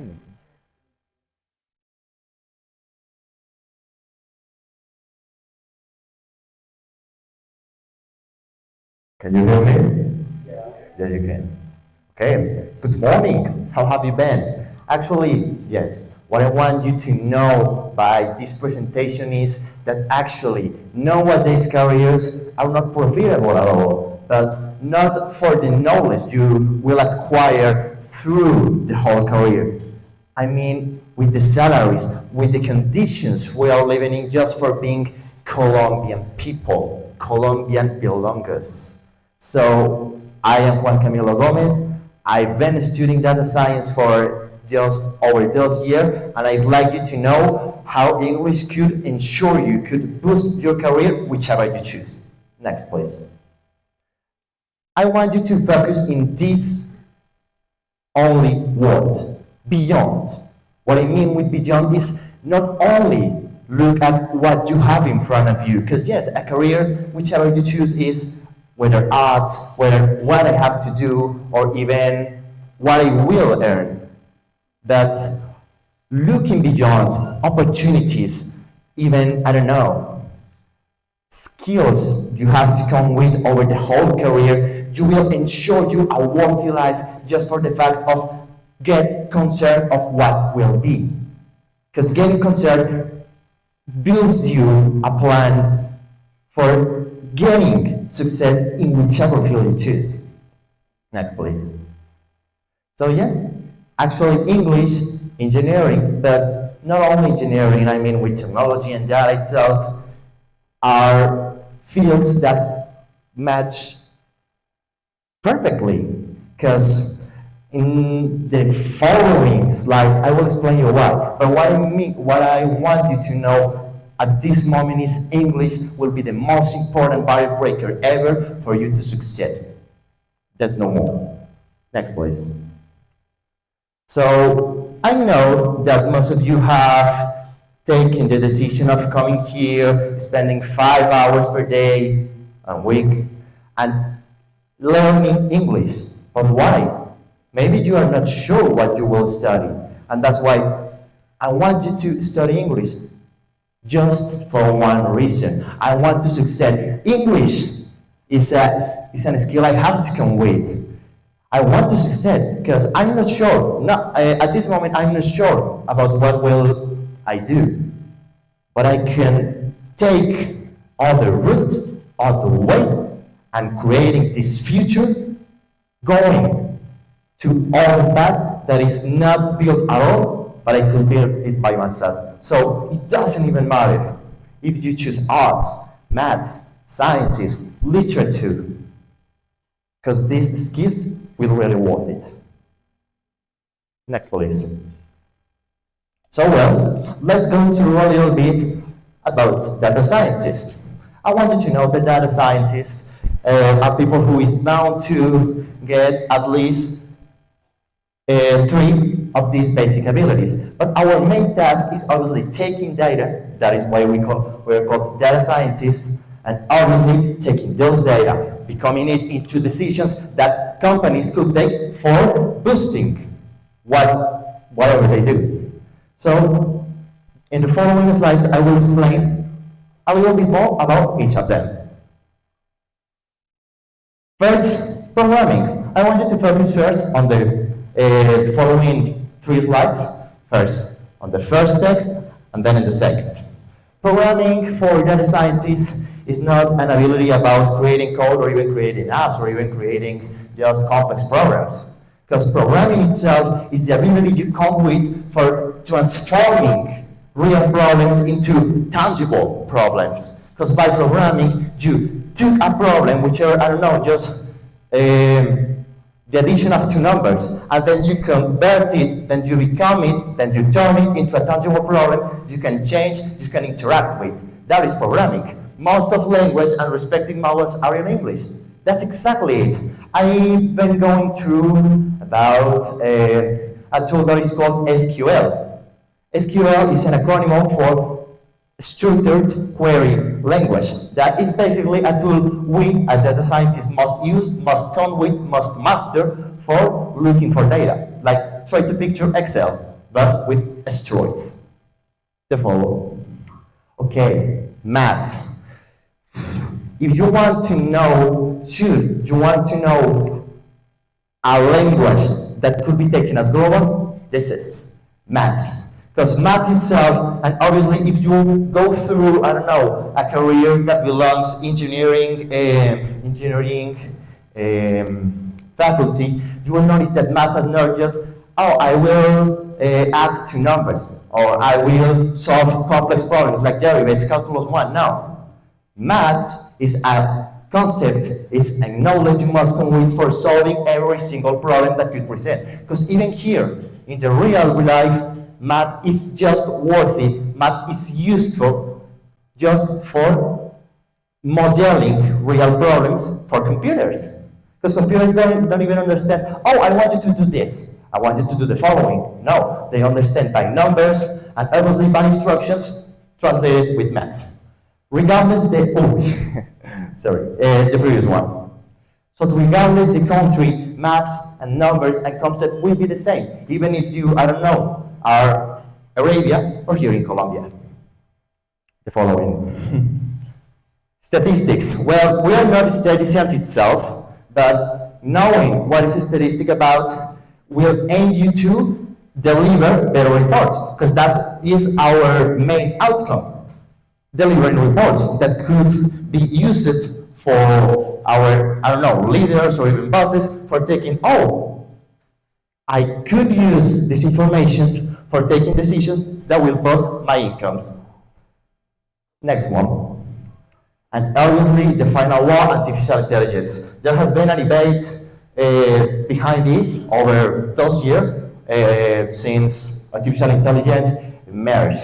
But I want you to know that for data scientists, it is not just a tool for lazy people. It is a tool for automatize every single task we have to do. Because we are the most important creators of this. I have to deliver a project regarding creating an artificial intelligence, but not for you to asking what's the result of 1 plus 1. No, it is for me to letting this information and obviously my task deliver correctly. The next one.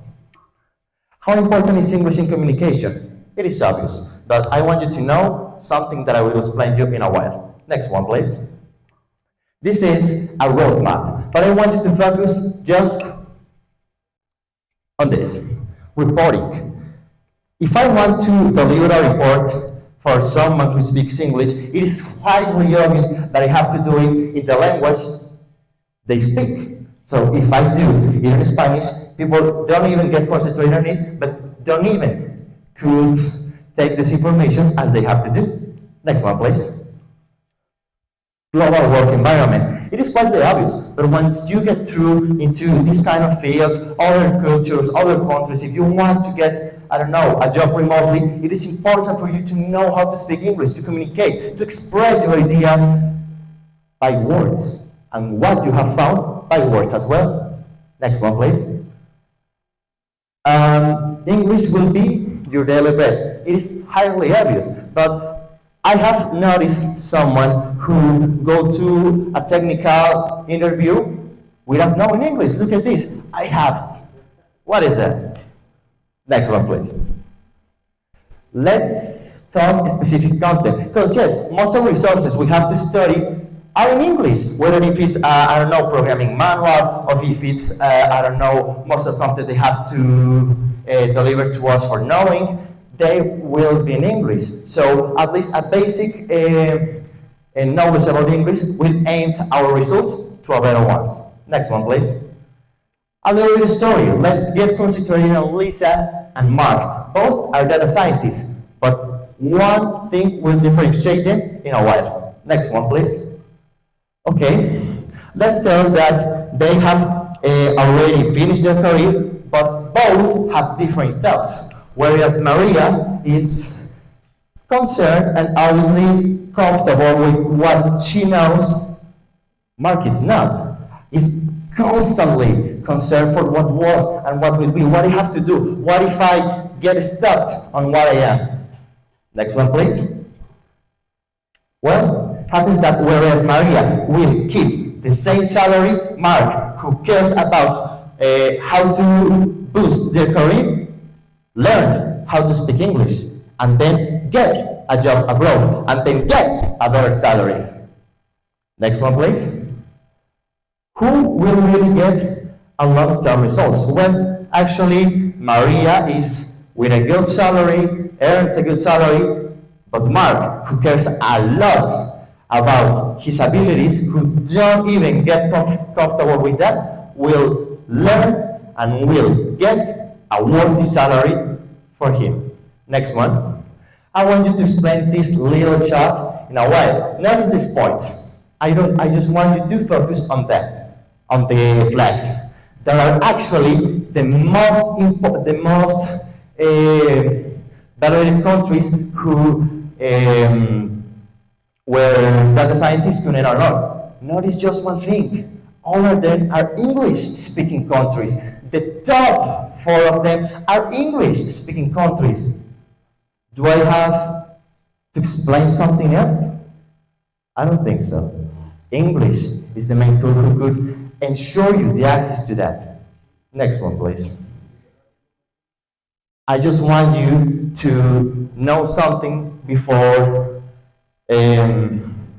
going. Actually, if you are in the middle of choosing a career, data science has taught me something that could work for you as well. It is not the career you choose. It is not the decision you choose. Because a decision is something you do, but no one else will do it for you. So it is up to you to make that decision really worth it. I'm Juan Camilo, and thank you a lot for your attention.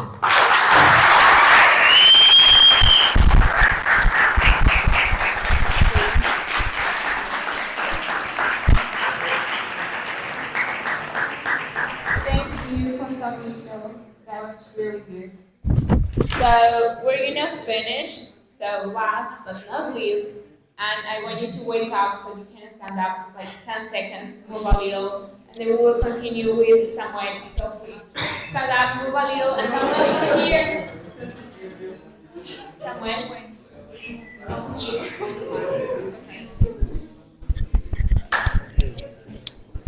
¿Qué pasó? Yeah. Ay, Jesús María. Uy, marica. Ay, perro. Okay. Prepara para el desastre. Start, so please don't make so much noise. Jesus.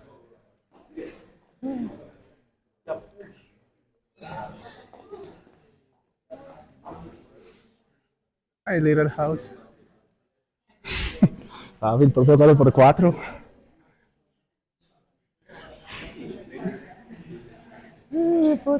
Okay, please sit down. Pay attention and Las botas. Thank you so much.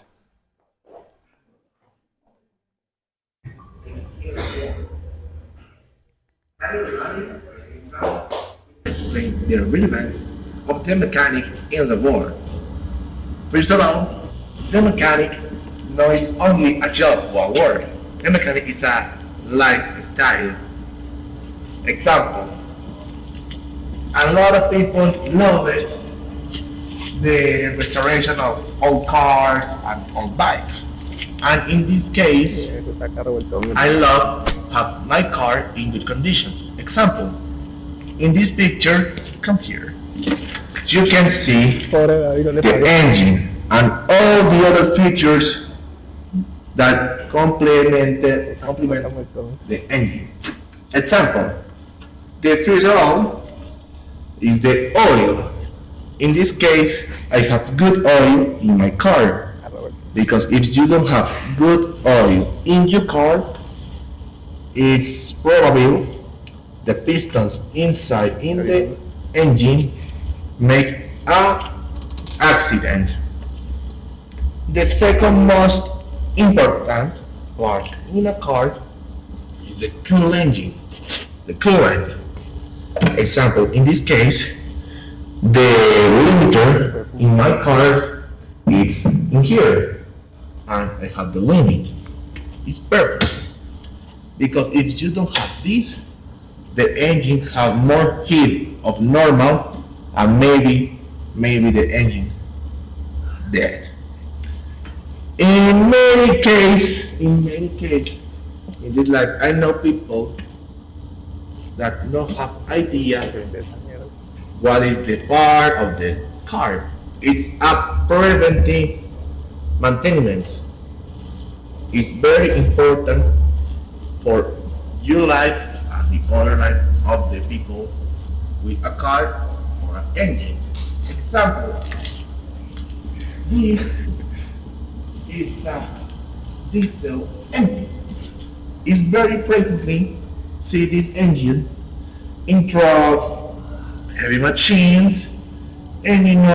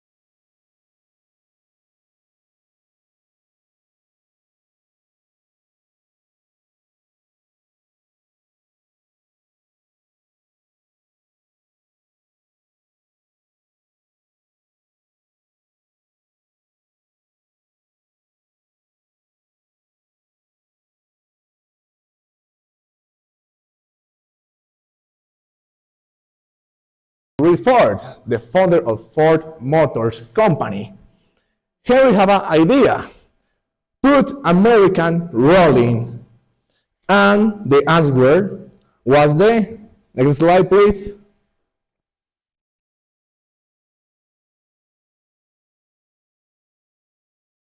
Oh, next. No, that is a picture. Next, please. No. No, that is not. No, man. Yeah, give me a chance.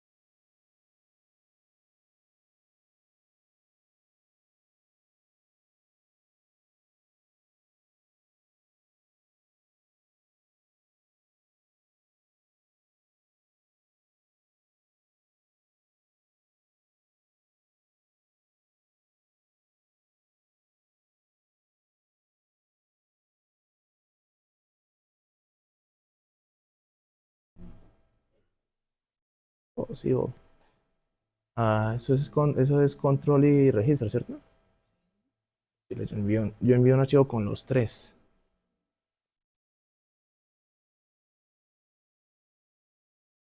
Yo creo que fue enviado fue con el otro correo. ¿Cuál otro correo? Samuel Bello Delgado.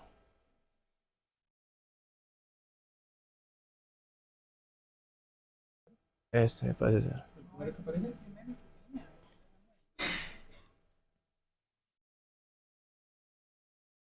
Samuel Bello Delgado 2003.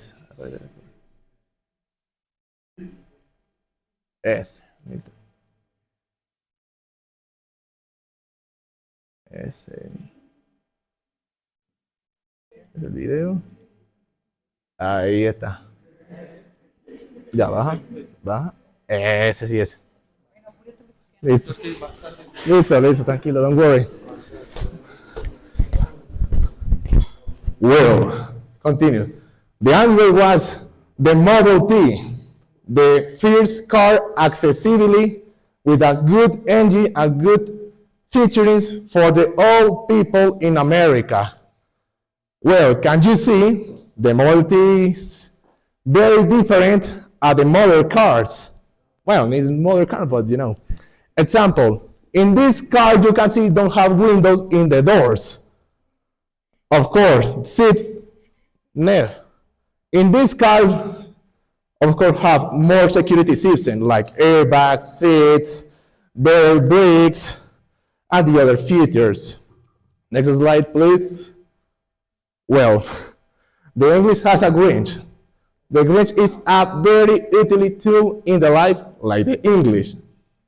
Well, I had the opportunity to work with the mechanic in the United States, and the principal tool is the English. Not only for the fix the car, motorcycle, no. With the customers, parts, and the other things, and of course, you with a will and good English, you can have a very good employee. Example, in Colombia, the salary of a mechanic is maybe in the 2 million pesos to 4 millions. In my case, my boss paid me the equivalent to 14 million pesos per month. The difference is a lot big. But of course, the most important tool is have a good English for all. The next slide, please. No, ese no es.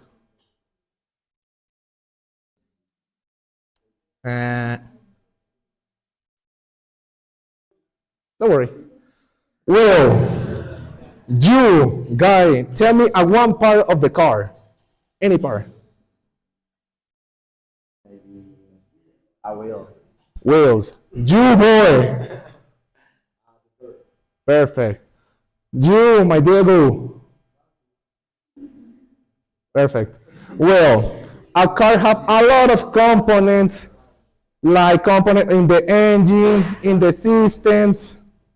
For me, the most important security system is the ABS, anti-blocking system. I don't know if you see these three words in your car or in your bike. I don't know. The significant is anti-blocking system. The function of this system is prevent the blocking of your wheels when you push the brake. This system saves 1,000 lives per year, avoid accidents in the roads and in the streets. Next slide, please. Well, the mechanic needs only fix cars and motorcycle. The mechanic, you can fix, example, airplane, choppers, bikes, boats, heavy machines. All things have an engine, you can fix it. It's the philosophy of the mechanics. Please, next slide. Holy shit. Well, any here travel in airplane? Perfect. Well, if you can see in this picture very clearly, the first airplane used proper like a boat. When with the pace of the years and the development and the engineers and mechanics makes better engines like jets and turbines for make more fast the engine and more security that travels in the air. Next slide, please. Any here go to a cruiser or no? Damn. Well, well, if you can see in this picture, the beginnings of the navigations start with the canoe, with the Native American, Maori, and indigenous, like, well, Peruanos. With the pace of the years, in Europe was made the caravelas, or most common, galleons, the first ships interocean. Example, do you know who's Christopher Columbus? Yeah. Well, tell me the name of the 3 galleons of Christopher Columbus.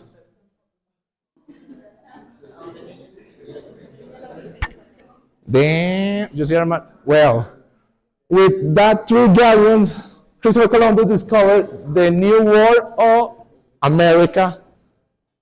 With the pass of the years, the steam engines govern the cruisers. You see the picture, the movie Titanic? Yes. Well, that cruiser was powerful with an engine of steam. Today, the most common is diesel engine.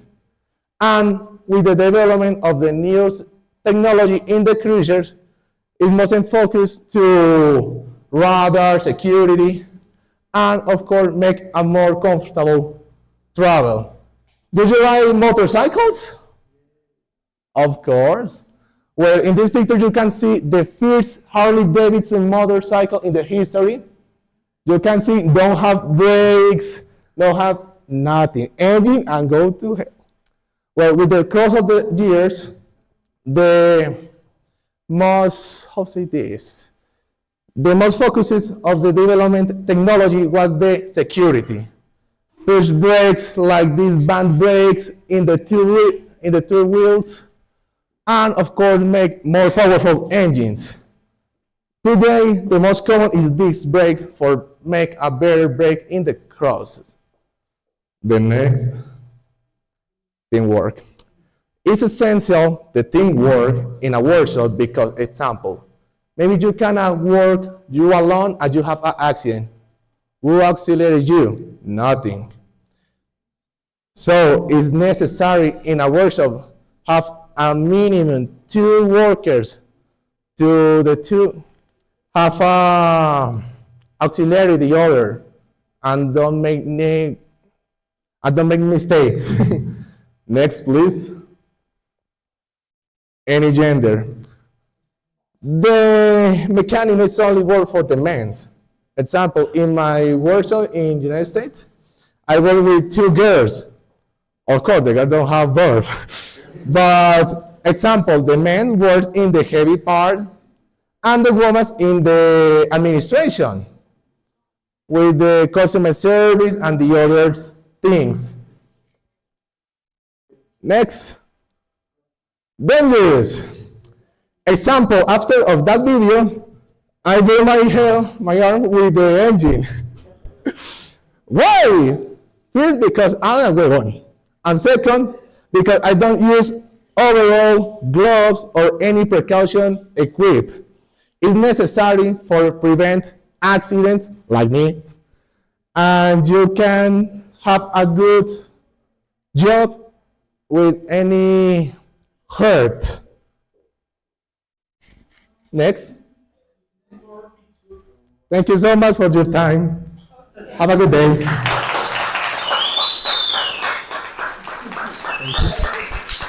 Okay, so that we finished. So please, you can go now and we'll continue tomorrow. Have a nice day.